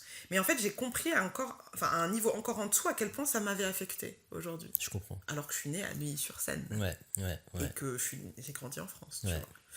Et ça m'a permis également de comprendre certains comportements encore plus de mon père. Et ça m'a permis de remonter dans les comportements où j'ai eu très peu d'interactions avec mon grand-père, mais une ou deux interactions, je pense qu'ils sont venus. Tu parlais de la culture qui est le ciment du peuple.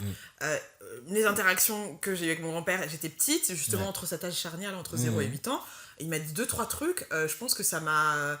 Je pense que hier, que je me suis rendu compte à quel point ça m'avait genre touché dans ma construction identitaire et dans la valeur que je me donne. Et pourquoi est-ce qu'il a dit ça ? Et on revient toujours à... Parce que colonie, il était avec les colons, blablabla. Et en fait, à chaque fois, tu reviens toujours.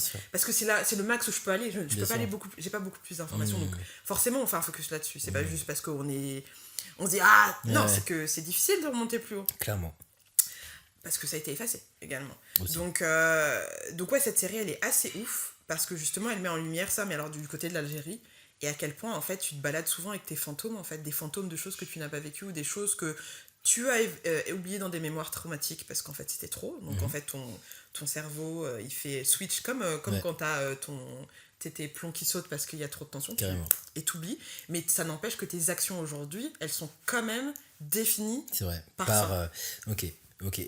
Et du coup, par rapport à ce que tu disais, par rapport à ton histoire et aussi à ce dont on parlait par rapport à la famille, vu que tu es dans vu qu'en tout cas t'aides les femmes et que tu leur permets justement de pouvoir transmettre et de pouvoir justement expliquer même à leurs enfants, etc., et même à leur famille, vraiment toutes les mécaniques même du cerveau, etc., par rapport à ce dont on parlait, un couple par exemple qui serait du coup mixte, puisque du coup c'est deux cultures différentes, comment faire pour justement avoir justement ce modèle de famille qui vient de chez nous, avec justement un couple qui finalement a deux cultures complètement différentes.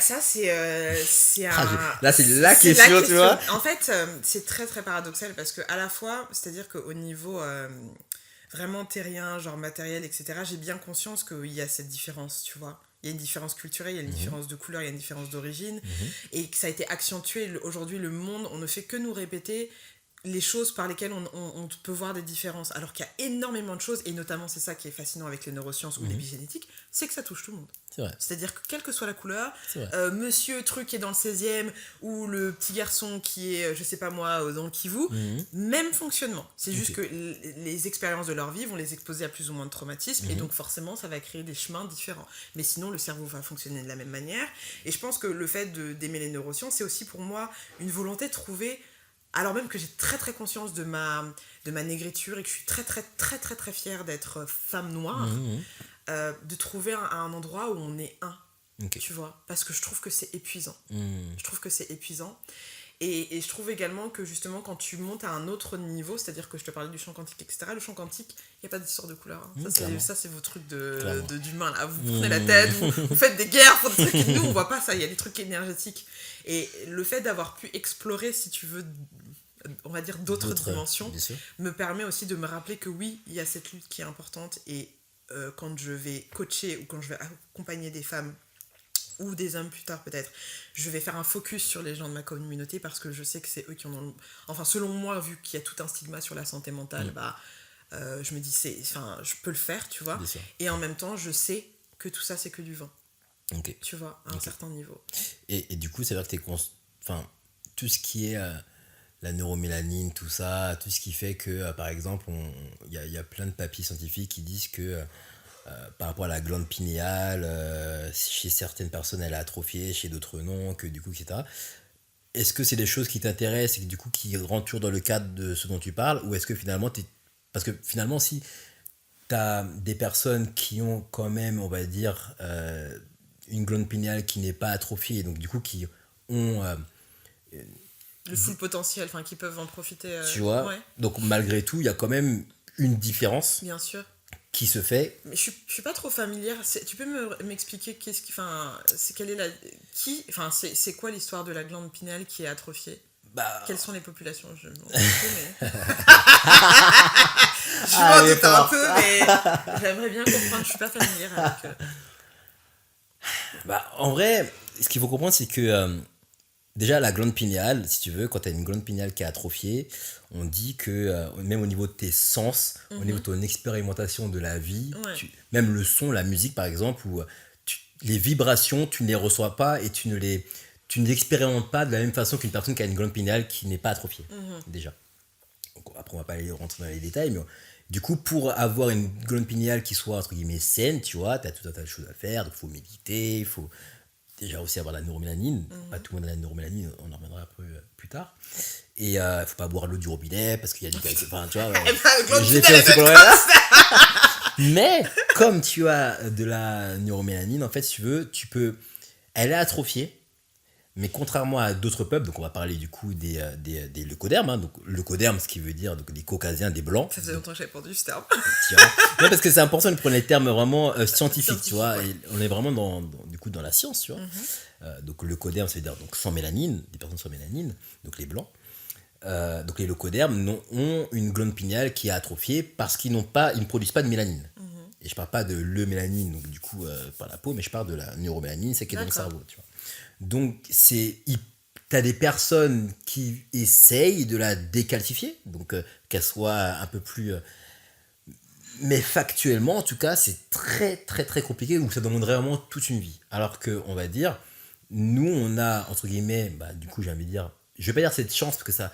Du coup, on rentre dans un truc de classification, c'est pas du tout le propos et c'est pas ça le truc. C'est juste que on produit de la neuromélanine et que donc du coup notre glande pinéale qui est atrophiée parce qu'on boit de l'eau du robinet, parce qu'on mange pas alcalin, parce que si on médite pas et tout, mais elle est moins atrophiée. C'est-à-dire que si tu médites, si tu as une bonne alimentation, si tu bois, etc., tu es censé plus facilement décalcifier ta glande pinéale et à partir de ce moment-là, le fait de pouvoir aller dans d'autres dimensions, le fait de pouvoir vibrer à des taux vibratoires beaucoup... Voilà. Ouais, got it. Là, ça fait sens, tu vois. Ok. Et c'est pour ça que je dis qu'à chaque fois, tu vois, t'as des personnes qui vont enseigner certaines pratiques, même par rapport, tu vois, le yoga, c'est devenu une pratique. On voit des cours de yoga, mais ce qu'il faut comprendre, c'est que jadis, c'était pas comme ça, tu vois. Le yoga, c'est une science, tu vois. Enfin, tu vois, c'est vraiment, enfin... Et quand tu as une glande pinéale qui est bien et ton taux vibratoire il est bien haut, en fait la vie, cette illusion, en fait elle explose et là en fait tu expérimentes des choses qui sont complètement différentes. On te met une musique Tu l'as avec vu, quoi. Oh. C'est comme si t'avais Ah ouais, pris non, mais là, un carton de LSD, quoi. Ah mais ouais vraiment tu vois enfin c'est et de toute façon et tu le vois même dans nos rituels, tu vois dans pas mal de choses, on expérimente la musique différemment. Par exemple même et je trouve ça, je t'enverrai si tu veux la vidéo, on parle, tu vois, chez nous il y a une musique qui s'appelle le goka, qui se fait avec des percussions, etc. Tu vois, donc le K, hein, c'est pour faire des percussions, on va dire des tam-tam pour les tambours, voilà. Mais derrière ça, en fait, t'as des sons féminins, masculins, etc. Et en fonction de ça, du coup, ça t'envoie des énergies. Donc, il y a vraiment une science là-dessus, d'accord. tu vois. Et ce qui est intéressant, en fait, c'est que du coup, pour revenir sur le sujet dont on parlait, quand tu disais que, par exemple, tu vas n'importe où dans le monde, le cerveau fonctionne de la même façon pour tout le monde, c'est vrai. However, C'est important parce que, mine de rien, tu vois, là-dessus, et ça, c'est vraiment, enfin, d'ailleurs, je vous invite même à faire vos recherches, parce que c'est important aussi, tu vois, de ne pas prendre pour acquis ce que je vais dire, mais vraiment de chercher. Là-dessus, il y a des faits qui montrent que les peuples qui ont un taux de mélanine beaucoup plus haut sont amenés à avoir une glande pinéale moins calcifiée et donc expérimentent certaines choses de façon différente. d'accord. Quand tu touches quelqu'un, toi tu vas ressentir des choses différemment qu'une autre personne. D'accord. Quand tu écoutes de la Mais musique... du coup, alors c'est quand même, j'arrive à le conceptualiser. J'étais pas du tout familière, donc je vais aller geeker dessus. Ouais, carrément.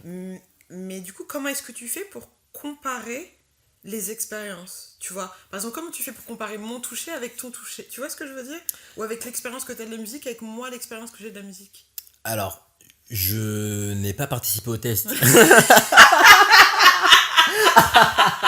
J'ai pas participé au test. Donc du coup, c'est un peu plus compliqué, tu vois. So disappointed. Non, c'est beaucoup plus compliqué pour moi parce que c'est pas non plus, on va dire, un sujet que je maîtrise à 100%. D'accord. Pour pouvoir y répondre, et parce que je sais que des fois, malheureusement, à travers du coup les podcasts, les vidéos et tout, les personnes prennent pour acquis ce qu'ils entendent sans chercher. Allez et chercher du coup, l'information. très on va important, des tu vois. bêtises depuis tout à l'heure. Mais c'est important parce que mine de rien, c'est un exercice à faire et que je fais aussi, tu vois. C'est que je suis pas mal de personnes qui disent des choses super intéressantes et sur d'autres sujets qui vont dire n'importe quoi. Et Bien quand sûr. tu prends tout pour acquis, en fait, Ouais, bien sûr. tu t'en mets les pinceaux, tu vois. Donc vraiment, faites vos recherches. Mais ce qui est certain, en tout cas, c'est que, tu vois, c'est comme le test de l'eau. Tu vois, on voit bien que quand tu mets de l'eau, tu produis du son, il y a des vibrations, etc. Okay. Tu vois. Donc, nous, par rapport à ces vibrations-là, on va dire, on les ressent différemment. J'avais vu une vidéo qui montrait ça, qui le prouvait, et je t'avais du coup, je t'enverrai de toute façon. J'en ai plein. Ouais. Là-dessus, j'ai plein de livres aussi, ça m'intéresse. Balance. Voilà, ouais, je vais t'envoyer ça, tu vois. Mais ça prouvait effectivement qu'on expérimentait les choses différemment. Et je trouve ça super intéressant. Parce que, et c'est pour ça que je t'en parle, c'est que même dans les sciences, il y a des biais. Bien sûr. Tu vois. Bien sûr. Même dans les sciences, et que ce soit même, quand on parle même de la physique quantique, par exemple, tu vois. Bien sûr. Par exemple, chez les Dogons, ils voyaient l'étoile Sirius qui est impossible, on ne peut pas la voir à l'œil nu. Et dans la cosmogonie Dogon, on en parle. D'accord. Donc, on a une science chez nous. Donc, chez nous, on parle vraiment de physique quantique. On n'appelle pas ça physique quantique parce que ça a un autre nom, etc. Tu vois, mais dans notre conception du monde, tu vois, on se rend compte qu'il s'agit de physique quantique. Putain, en fait, ce qui est ouf, c'est que quand t'as l'impression de sortir d'une matrice, t'es toujours dans une matrice. Toujours. T'es toujours dans une matrice. Et c'est pour ça que je dis que faut faire... C'est bien parce que du coup, on apprend beaucoup de choses. Ouais. Et en même temps, en fait, quand tu te poses des questions, tu dis, mais même ça, en fait, tu vois. Mais comment tu fais alors ? Parce que, enfin... on en parlera en off. mais c'est aussi ça qui est fascinant, tu vois. Oui, bien sûr. C'est que du coup, en fait, tu te rends compte que tout est à déconstruire. Ouais, mais alors, attends, tu déconstruis jusqu'à où ? Jusqu'à quand ? Ça va, c'est comme l'univers, hein, c'est jusqu'à la fin. En fait, j'ai envie de te dire, genre, regarde un truc tout simple. À l'école, on apprenait le théorème de Pythagore, le théorème de Thalès. J'ai vécu avec ça toute ma vie, je déteste les maths. Et puis, il y a même pas un an, j'ai appris qu'en fait, le théorème de Pythagore, que Pythagore a, allé en Égypte pendant 22 ans. Pardon.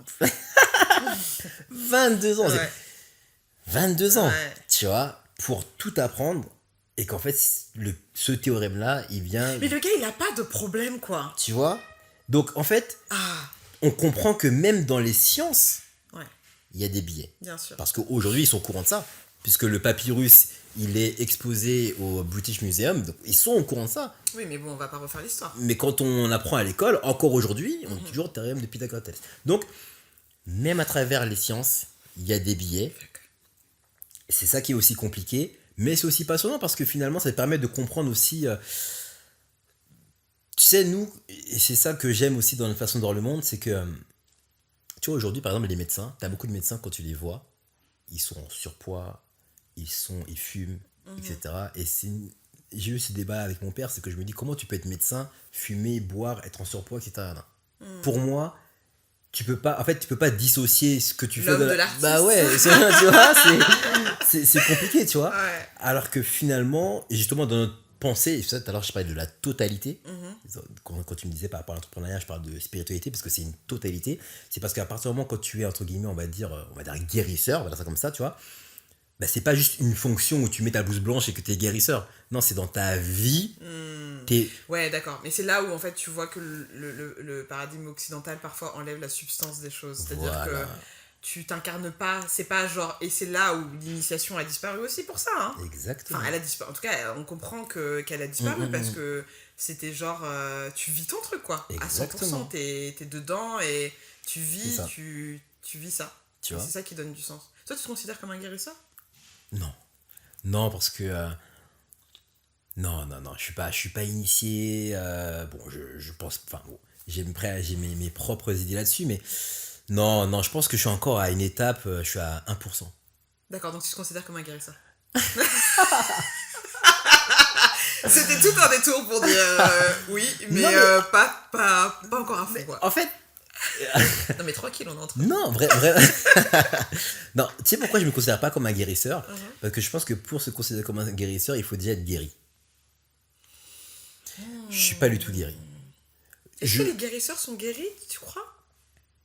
Genre, quand tu dis guéri, là, c'est 100%, c'est bon, là, carré, on a réglé tout. En tout cas, ils sont conscients de certaines choses sur lesquelles ils ont encore peut-être du travail à fournir. Enfin, on va dire, moi, je suis même pas encore conscient de ma maladie. On va dire ça comme ça, tu vois. T'es C'est-à-dire que pas conscient de ta maladie ou t'es pas conscient de l'intégralité de ta maladie? Parce qu'en fait, vu que si la vie, c'est un chemin où tu vas toujours te découvrir, etc., c'est normal que tu puisses pas voir la big picture, parce que c'est le chemin, c'est la vie, justement. Tu vois? je pense que je suis pas conscient de l'intégralité de. Tu vois. Mais est-ce que c'est possible? Ma question, c'est est-ce que c'est possible d'être conscient de Je pense l'intégralité? pas. Je pense pas. Mais je pense que, en fait, je suis vraiment à un niveau où, enfin, tu vois, ça fait même pas 3 4 ans que je commence vraiment à changer, on va dire, de façon de voir le monde, à lire autant, etc. En tout cas, à lire autant sur notre histoire et sur notre. Donc, je dis non parce qu'en fait, je sais que chez nous, malheureusement, quand tu dis guérisseur, en fait, très vite, les gens viennent te voir aussi, tu vois, en pensant que tu peux les guérir aussi, tu vois. Je parle ici, Ah, pas ici. là-bas, je parle D'accord. ici, tu vois. Donc, pourquoi il y a ce côté un peu gourou, ce côté D'accord. un peu que je veux pas endosser parce que je trouve que c'est très très dangereux, tu vois. C'est très très dangereux. Donc moi je suis mon chemin tout seul dans mon coin, je fais ancestral, tout se passe bien, on discute, etc. Mais en vrai, je pense qu'aujourd'hui j'ai beaucoup plus appris en parlant avec toi que toi t'es appris avec. Ouais, je sais pas, tu vois, mais en tout cas j'ai beaucoup appris de notre échange parce que tu m'as appris beaucoup de choses, tu vois. Et en vrai, genre, je suis très bien avec ça, tu vois. Je me dis pas guérisseur, je prétends pas être guérisseur, je pense juste que je suis un. En vrai, je suis comme toi. Moi, Je je suis me comme tout le considère comme monde. une guérisseuse. Toi, t'es. Sorry. Mais c'est peut-être parce qu'on n'a pas la même définition aussi. C'est Enfin, possible, peut-être c'est qu'il faut possible. partir sur la. Alors, c'est quoi la définition pour toi? Ah, voilà. Là, j'ai tourné le plateau, voilà. Maintenant, vas-y. Je pense que c'est quelqu'un ou quelqu'une qui. J'ai l'impression. Enfin, ma définition, ça serait un peu genre en fait. Ah, il y a une voix qui me dit non, je suis pas d'accord. Et l'autre qui me dit c'est ça. Genre, on va devoir statuer les filles. Désolée. Non, mais en fait, je dirais que c'est que t'as la possibilité en fait d'aider à accompagner vers la lumière d'une certaine manière. Quand je dis la lumière, c'est pas la lumière que moi je définis être la lumière, mais c'est vraiment genre, encore une fois, t'as ta carte dans la main, tu vois. Et moi, de par l'expérience que j'ai pu avoir, même si elle est courte, à mon niveau, parce qu'il y a toujours, enfin, je veux dire, c'est une fractale, donc de Bien toute sûr. manière, C'est vrai. C'est une fractale, ouais. c'est genre, comment est-ce que je peux t'accompagner finalement, ou ma capacité à t'accompagner, ou à voir, ok, c'est comme si on marchait ensemble et que moi j'avais une lampe frontale. Et que toi tu l'as pas encore, elle n'est pas encore réglée, tu vois, tu te rends pas compte que tu peux aussi avoir ta lampe frontale. Ok. Donc je suis pas plus guérisseuse, enfin, dans l'absolu, tu pourrais aussi être, si c'est le chemin que tu choisis. C'est un truc de, ok, je décide d'être, tu vois. Pour moi, l'identité, c'est quelque chose que tu décides aussi. Si tu décides que t'es ça, après, il faut l'incarner dans ta vie, tu vois. Mais ouais, je pense que je le vois comme ça, le côté un peu... quand je travaille sur l'enfant intérieur, ou même quand je fais mes amulettes, etc., il y a une volonté derrière d'aider les gens à se sentir mieux, à s'aimer mieux, à se libérer, à s'aligner. C'est différent de la manière dont c'est fait au village, dont c'est fait dans les initiations, etc. Mais c'est pas parce que c'est différent que c'est moins valable, parce que c'est aussi avec l'air de mon temps, tu vois. Et que demain, si j'ai l'opportunité de me faire initier, I would go, Bah for oui, sure. clairement. Esprit, si tu m'entends, appelez-moi. Je suis prête, ça y est. Non, tu n'es pas encore prêt. Ah, ouais, voilà, c'est bon. Mais tu vois, c'est marrant parce que quand j'étais au pays, là, au Cameroun, il y a 3 mois bientôt, avant de me raser la tête, en fait, je me faisais souvent des coiffures traditionnelles, donc j'avais souvent des corées et tout machin. Et un jour, je rentre dans le taxi et le mec, il me dit « Mais vous voyez des choses ?» Quoi? Et donc, c'était au début, en fait. Justement, je me posais la question de... J'avais cette envie de me dire guérisseuse, mais je me sentais pas légitime. Et en fait, au fur et à mesure, et là encore, je me rends compte que la légitimité, c'est toi qui la crée, dans le sens où ça veut pas dire que genre t'es justement Superman ou que que t'es un gourou, pas du tout. Ça veut juste dire que, enfin, t'as le cœur ouvert, tu vois. Je pense que il y a beaucoup de ça. Et donc que tu peux aider les gens d'une certaine manière quand on a conscience et quand tu as confiance en toi, bref. Et il me dit, alors du coup, vous voyez des choses et tout. J'étais en mode, oh là là, c'est quoi? Et dans ma tête, je me dis, donc dans ma tête, on doit être 50, hein, dont la petite fille, et elle dit, oh là là, c'est quoi ce qu'est-ce qu'il dit? Non, je pense, et il y a une meuf qui dit, non, je pense que c'est un signe. Ok. Et donc il me dit, non, parce que, et là, il commence à me dire, voilà, ma mère est malade et tout, je vous ai vu avec le Cory, je pense, vous voyez des choses et tout. Et en fait, là, ça m'a effrayée. Là, je me suis dit, oh. Parce que le gars, il me dit si, et le gars, il me dit de l'Afrique. Et là, je me suis rendu compte, en fait, du pouvoir. Là, c'était genre, alors, n'importe pas. Parce que le gars, je lui disais, ok, bah, tu me donnes, trouve-moi 1 million de francs CFA, donne-moi ton taxi, machin. Je pense qu'il allait me donner ses bails, tu vois. Je vois. J'ai senti l'aspiration du pouvoir. J'ai senti. Et ça m'a vachement effrayée. J'ai dit, en fait, non. Donc je lui ai dit non, mais je lui ai dit 2-3 trucs en disant, mais voilà, si votre mère pense qu'elle a été empoisonnée, bah alors elle est empoisonnée. Donc ça veut dire que si elle pense autrement, elle peut aussi changer. Enfin, j'ai des trucs après. Ouais, t'as essayé de. Ouais, et après, j'ai dit non, enfin, il m'a suivi jusqu'au salon de coiffure, s'il te plaît. Et ma coiffeuse, elle m'a regardé comme ça, elle m'a dit, mais attends. Et moi, j'étais genre, non, mais là, il se passe un truc. Là, je suis dépassée. Et en même temps, un peu effrayée, et en même temps dépassée. Je savais pas si je devais dire merci les ancêtres, si je devais pas dire merci. Je savais pas trop comment me positionner. Mais du coup, tu vois des choses ou pas alors? C'est une bonne question. Qu'est-ce que ça... Enfin, je sais pas. Est-ce que tu... Alors, peut-être que si on a cette conception de voir des choses et de voir vraiment une personne, mais peut-être que c'est pas voir avec les yeux, mais sentir. Plutôt, je pense que... Alors, je sais pas si c'est un pouvoir genre... tu sais, comme il y a des gens qui sont clairvoyants, etc. Mais j'ai l'impression que toutes les recherches que j'ai pu faire et tous les concepts que j'ai pu emmagasiner, les expériences, qu'elles soient dans différentes dimensions ou quoi, me permettent de rapidement voir la carte de quelqu'un, tu vois, et de me dire, en posant 2-3 questions, et c'est aussi pour ça que ça m'intéresse l'enfant intérieur. Qu'est-ce que tu as vécu, tu vois? Il s'est passé ça, ok, si c'est passé ça, si ta mère est partie, voilà ce qui peut se passer. Et en fait, je pense qu'il y a une petite cartographie qui se fait, qui peut être plus ou moins accurate, qui est pas très précise, mais qui peut me donner une espèce de lecture, on va dire. Ok. Voilà. Mais du coup, j'ai pas l'impression que ça soit un pouvoir, parce que c'est des études, tu vois. C'est genre, tu lis des trucs, tu vois, tu fais... Enfin, c'est à la portée de tout le monde, finalement. Et t'as pas l'impression, des fois, de ressentir des choses, d'avoir une intuition, alors, par exemple? Si, de plus en plus, mais pour moi. Pour moi. C'est déjà... Ouais, pour moi seulement. Bah, là, je me suis rasé la tête. C'était genre, ça faisait 1 semaine que je voyais... Genre, et j'entendais genre, il faut que tu te rases. J'ai dit non, ça fait 5 ans, regardez. Non, et j'ai craqué. À cause de Fenty, merci Rihanna avec ton défilé de merde. J'ai dit non, bon là, c'est bon. Et oui, mais je pense que ça, c'est l'intuition, c'est quelque chose que chacun, quand tu fais le silence et que tu fais la place, tu peux entendre. C'est vrai. Tu vois, c'est vrai. Normalement. Normalement, ouais, c'est vrai. Donc, ouais, tu sais, c'est vraiment le truc de chacun a le pouvoir, quoi, en vrai. Hein. Tout le monde, en vrai, tout le monde est lumineux, tout le monde est lumière, tout le monde est magicien, tout le monde... Maintenant, c'est vraiment ça, moi, ma conception, tu vois. C'est pour ça que je te dis que je me voyais pas guérisseur, c'est plus en mode... Moi, je me vois un peu comme un soleil. Je sais pas pourquoi, j'ai vraiment cette conception du soleil, parce que je me dis, le soleil, tu vois, ce qui est bien, c'est qu'en fait, il éclaire partout. Ouais. Même ceux qui sont pas forcément bons, il les éclaire aussi. Ouais. Il éclaire partout, tu vois. Et je vois plus ça comme ça. Et je me dis, en fait, on est tous un soleil. Bien sûr. Et autour de nous gravitent, c'est des fractales, encore une fois, tu vois, tout est... Et c'est vraiment comme ça que je vois les choses, donc c'est pour ça que je disais non par rapport à être guérisseur, mais par rapport à ta définition, effectivement, ça rentre dedans, donc par rapport à ta définition, je me dis... 20 minutes plus tard, nous avons la réponse. Ça y est. Il est donc guérisseur. Qu'est-ce qu'on est surpris. Non, mais t'as dit un truc tout à l'heure qui était... Tu vois, quand t'as parlé du taux vibratoire, de toute façon, justement, je me suis dit, ah oui, j'avoue, il a un taux vibratoire. En fait, t'as un taux vibratoire qui est haut, toi. Parce que en tout cas, de ce que je vois, et ça, c'est que réseaux sociaux, genre, t'as toujours un... Tu vois, oui, en effet, c'est le soleil, on a l'impression que c'est juste un... Mais en fait, c'est un truc qui fait comme ça. Enfin, genre, ça fait... Ouais, je sais pas si c'est ce bruit que ça fait, d'ailleurs. mais ouais, tu vois, dans l'esprit, carrément. C'est tout le temps comme un volcan qui est en train de... En permanence de... C'est exactement ça. Comme ça. Mais le bruit là, vraiment, c'est vraiment ça, tu vois. Ouais. Genre, non, mais vraiment, hein, t'as l'impression que ça m'a mis dedans, carrément. Ouais. Allez, non, effets spéciaux, quoi. mais tu vois, oui, on est tous. Enfin, je sais pas si tu l'as vu, Cosmos. Je l'ai pas vu, non. Putain, mais non, on va voir celui sur ouais, Disney+, ouais. hein, quand même, un petit peu. Mais je vais, ouais, carrément. hein, Ouais, ouais. ouais, ouais. Et donc Osmos, en fait, Neil, je sais plus comment il s'appelle, il dit nous sommes tous poussière d'étoiles, en fait. Et quand il te rappelle ça, tu te dis putain, mais en fait, c'est vrai que à la fois on est rien, parce que poussière, C'est vrai. et à la fois, on est fait de la même matière que Ouais. les étoiles. Ouais. Et quand tu te rappelles ça parfois, tu te dis ah ouais, quand C'est même, ouf, c'est hein. un délire. C'est ouf. C'est un délire. C'est ouf, c'est comme. Bon, après, mais tu vois, tout à l'heure, je parlais de neuromélanine. On parle de la matière noire. Et on sait que l'univers est composé de 97,9%, si je dis pas n'importe quoi, de matière noire.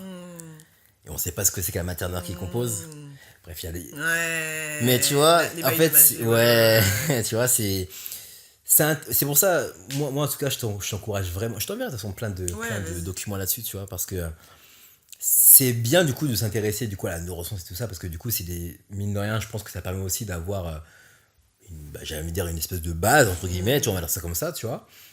Et du coup, c'est encore plus cool quand tu arrives à avoir des verticales, tu vois, qui Bien se sûr. rejoignent avec finalement Ouais. des choses de notre peuple, tu vois, entre Bien guillemets, sûr. tu vois, et que du coup, même ta vision de plein de choses, en fait, tout change, en fait, tu Ouais. vois. Et tu dis, mais en fait, même nos ancêtres, ils ont vu ça, enfin, Ouais. mais Ouais, c'est comment, dingue. tu vois, genre, Ouais, c'est dingue. et en fait, tout prend son sens, en fait, t'as une humilité, genre, d'un coup, Ouais. waouh. Et même quand tu vas retourner, tu vas dire, tu vas t'asseoir, tu vas écouter les anciens, tu Ouais, vois, bien sûr. parce qu'en fait, c'est puissant, quoi. Ouais, c'est super C'est puissant. puissant. Non, c'est clair. Ça, c'est. Je pense que c'est aussi pour ça que je rentre. Je pense que enfin, je pense pas avoir appris tout ce que j'avais appris à apprendre en Occident. Enfin, je veux dire, Oui, il y a. c'est mais- infini. Mais il est temps. Tu vois, il est vraiment temps. Et même pour mes enfants et pour. Enfin, c'est marrant de me dire que je fais le chemin inverse de mes parents. Tu vois. C'est fort. Hier, il y a une ancienne cliente qui m'a appelé, genre, mais elle a pas fait exprès. Elle me dit, mais toi aussi tu vas t'installer au Cameroun, parce que ma soeur y est avec ses enfants, elle est partie avec ses 3 enfants, ma soeur. D'accord. Genre, elle s'est barrée, quoi, tu Waouh. vois. Il y a longtemps ou. Là, ils ont fait la rentrée au Cameroun. Ah ouais. Là. Ah oui, non. Ah ouais, donc ok. Ouais, et donc, elle dit, mais moi je comprends pas, parce qu'il y a les gens qui font tout pour traverser, et vous faites l'inverse. Moi, vous êtes quand même bizarre. Tout le monde dit ça, c'est vrai. Et je lui dis, mais ils viennent chercher quoi? Et elle a pas su me répondre. Voilà. Parce Fort. que en fait, finalement, j'entends, tu vois, que ça peut paraître, mais tout ça, c'est que des illusions. Hein. Bien sûr, c'est matériel. Bien c'est évidemment, je veux dire, on a un niveau de confort ici qui te demande des moyens considérables pour avoir en Afrique, tu vois. J'entends. Mais en même temps, quels sont tes critères? Quand je marche, genre sur ma petite plage là à Zanzibar et que je parle avec un mec, il me dit non mais moi, j'ai besoin de rien d'autre, tu vois.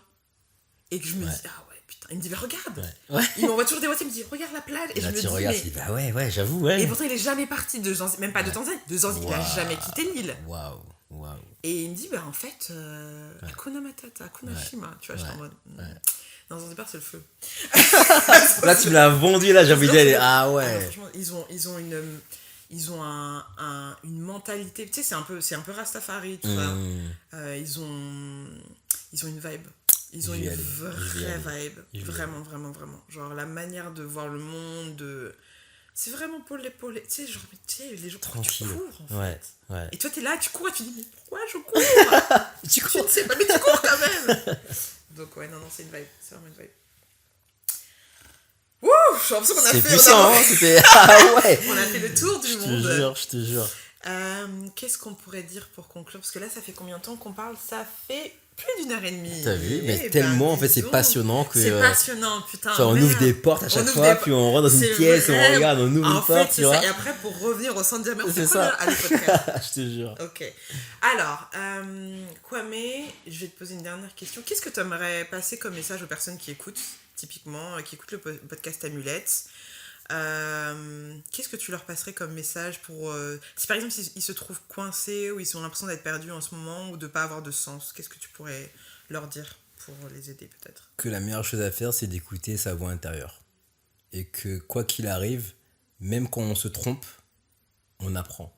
Alors que quand on écoute d'autres personnes, ça peut être les parents, ça peut être n'importe qui, le système, les personnes qui ont leur réalité, tu vois. Quand ces personnes-là te conseillent et que tu sens au fond de toi, ta petite voix intérieure, tu dis fais pas ça, mais que tu suis quand même. Et qu'à la fin, tu te rends compte que ces personnes-là s'est trompées, non seulement ça te fait mal parce que tu te rends compte que tu as dû t'écouter, mais en plus de ça, il y a un truc qui se déclenche et qui te fait ultra mal, c'est le regret. Ouais. Donc s'écouter soi-même, apprendre à ressentir les choses et à être en paix avec soi-même, c'est la meilleure chose qui puisse arriver. Et quand on est coincé, je pense que faut prendre le temps d'apprendre à s'écouter. C'est la meilleure chose à faire. Top. Merci beaucoup en tout cas pour ta présence et pour cet échange passionnant. On aurait pu passer. Tu sais que le truc s'est éteint. Tu vois On avait filmé, je pense que ça fait bien 3 quarts d'heure que ça s'est éteint, mais c'est pas grave. En tout cas, merci infiniment pour ça, pour cet échange. Toi, la connexion, elle s'est fait super facilement. Enfin, genre, tu vois. C'est fou, tu vois, comment. Ouais. Franchement, enfin, pour le coup, je sais que des fois, ça peut arriver avec des personnes avec qui. Des personnes qui sont cool, tu vois, Mais quand elles sont ultra cool. Ouais, voilà, tu vois, là, quand elles sont ultra cool et que surtout, j'ai envie de dire. Pour le coup, un taux vibratoire super haut. Ah bon, parce que, putain. carrément. Mec, Carrément. mais alors, ok, vraiment, okay. mais parce qu'en fait, je pense qu'on a aussi on a une image de soi aussi, des fois aussi, qui est, tu vois. Et encore une fois, même ça, l'image qu'on peut avoir de soi-même, même les doutes, c'est pas inné, tu vois. Genre, quand t'es né, on ne naît pas avec des doutes. Les doutes se créent par rapport à ce qu'on va entendre des autres personnes, par rapport à des réactions et tout. Donc, du coup, pour revenir à ce que je disais, c'est que t'as un taux vibratoire qui est haut. Donc, du coup, en fait, quand on s'est parlé, en fait, j'avais l'impression qu'on se connaissait depuis tellement longtemps, tu vois. T'as vu, c'était simple, c'était fluide, ça. Et c'est boum. Enfin, tu vois, il n'y a pas besoin de faire des chichis ou de. Enfin, non, ça s'est fait naturellement. Et merci de m'avoir accueilli, merci de m'avoir proposé ça, merci d'être toi, merci de faire tout ce que tu fais. C'est vraiment, c'est puissant. C'est vraiment écoute, puissant. je ne peux que te retourner ce merci-là et vraiment encourager ceux et celles qui souhaitent aller découvrir Ancestraya et Kwame, du coup, à aller le faire sur la page. Carrément. Que vous soyez d'ailleurs, vous considérez comme noir ou pas. Ou pas, vraiment, carrément, venez. C'est vrai qu'on a tendance, comme si j'étais pas noire, mais j'ai l'impression que quand même la culture dominante, donc la culture occidentale ou la culture blanche si on peut l'appeler comme ça, a tendance à avoir un peu de réticence à aller explorer d'autres cultures en disant mais c'est pas pour moi. Pour moi, nous c'est vrai qu'on est assez habitués à le faire parce que voilà. Et finalement, même si on passe pas mal de temps à dire c'est quand même hyper enrichissant parce que ça nous permet de naviguer plein de monde. De toute façon, c'est. Et de mieux comprendre. J'avais dit, c'est le berceau de l'humanité, donc quelque part, c'est aussi intéressant de. Il veut quand même récupérer la couette. On est quand même arrivé en premier. Mais mine de rien, ça permet de comprendre pas mal de choses. Oui, c'est vrai. Non, donc c'est vrai. C'est important. Donc allez suivre du coup Kwame et puis voilà, merci pour ta lumière, merci comme je t'ai dit pour ta, je sais plus ce que je t'ai dit la dernière fois, j'ai dit pour ta, il y avait une forme d'ancrage et je sais plus ce que j'ai beaucoup aimé on avait toi c'est vrai. ça vient de dire. Non mais c'est vrai, j'ai l'impression, et on va s'arrêter là parce que sinon on va passer encore 3 plombes, mais que genre mes rencontres masculines aujourd'hui sont beaucoup plus assises. Tu vois, et l'assise elle vient par l'acceptation de sa masculinité et de sa fémininité, et c'est ça je pense que j'ai dû te dire que c'était genre hyper agréable du coup parce que c'est pisse quoi. Donc bref, si vous avez envie de découvrir Kwame, allez-y, je mettrai toutes les informations dans la barre d'infos et puis merci pour votre écoute, pour votre présence et n'oubliez pas que bien évidemment la chose la plus importante, le moment le plus important c'est le moment présent, le reste n'existe pas pour l'instant, donc voilà, prenez soin de vous et je vous dis à très vite, salut. Merci d'avoir écouté ce podcast jusqu'au bout. Je voulais quand même vous envoyer un petit message pour vous souhaiter de merveilleuses fêtes de fin d'année. Amulette va faire une pause pendant quelques temps, histoire de me ressourcer et de repartir sur un nouveau cycle avec une bonne énergie. Donc, vraiment, je vous souhaite un merveilleux Kwanzaa, Noël, Hanouka, tout ce que vous voulez, fête de fin d'année et surtout une merveilleuse fin d'année 2021 et un bon début de cycle pour 2022. Je vous souhaite beaucoup de paix intérieure. Je vous souhaite beaucoup de réalisation de projets qui vous tiennent à cœur. Je vous souhaite beaucoup de non à des choses qui ne résonnent pas avec vous. Je vous souhaite beaucoup d'amour, d'abondance, moins de travail ou en tout cas un travail qui est plus fructueux et qui vous permet de passer plus de temps à faire des choses qui vous tiennent à cœur. Merci infiniment d'être à l'écoute de ce podcast, c'est vraiment un kiff de le faire de plus en plus et pour le coup Amulette ça fait partie de mes putains de oui, à savoir les choses qui me font vibrer et pour lesquelles en fait je sais que ça a du sens de le faire, donc merci pour votre écoute. N'hésitez pas bien évidemment à aller, si vous avez kiffé l'épisode, à le partager partager sur les réseaux sociaux, à m'envoyer des DM. J'adore recevoir ça, moi ça me fait du bien de savoir que le podcast est écouté et qu'il touche. N'hésitez pas également à aller voter, mettre 5 étoiles sur iTunes, ça prend quelques instants. Les informations sont dans la barre d'infos, mais ça compte en fait, vraiment. Et puis qu'est-ce que je voulais dire ? Donc c'est la pause et on se retrouve première semaine, je pense, du mois de janvier pour un nouvel épisode d'Amulette en mode solo time. Je vous embrasse très très fort et je vous dis à très vite. Upgrade Podcast, une société du groupe Upgrade by Legiums, vous a présenté Amulette Podcast, un podcast qui vous permet de devenir magicien et artiste de votre propre vie. Présenté par Valérie Legiums, directrice artistique chez Upgrade et coach en créativité et image. Rendez-vous sur upgradepodcast.paris pour découvrir tous nos autres podcasts. Passez une très belle journée lumineuse.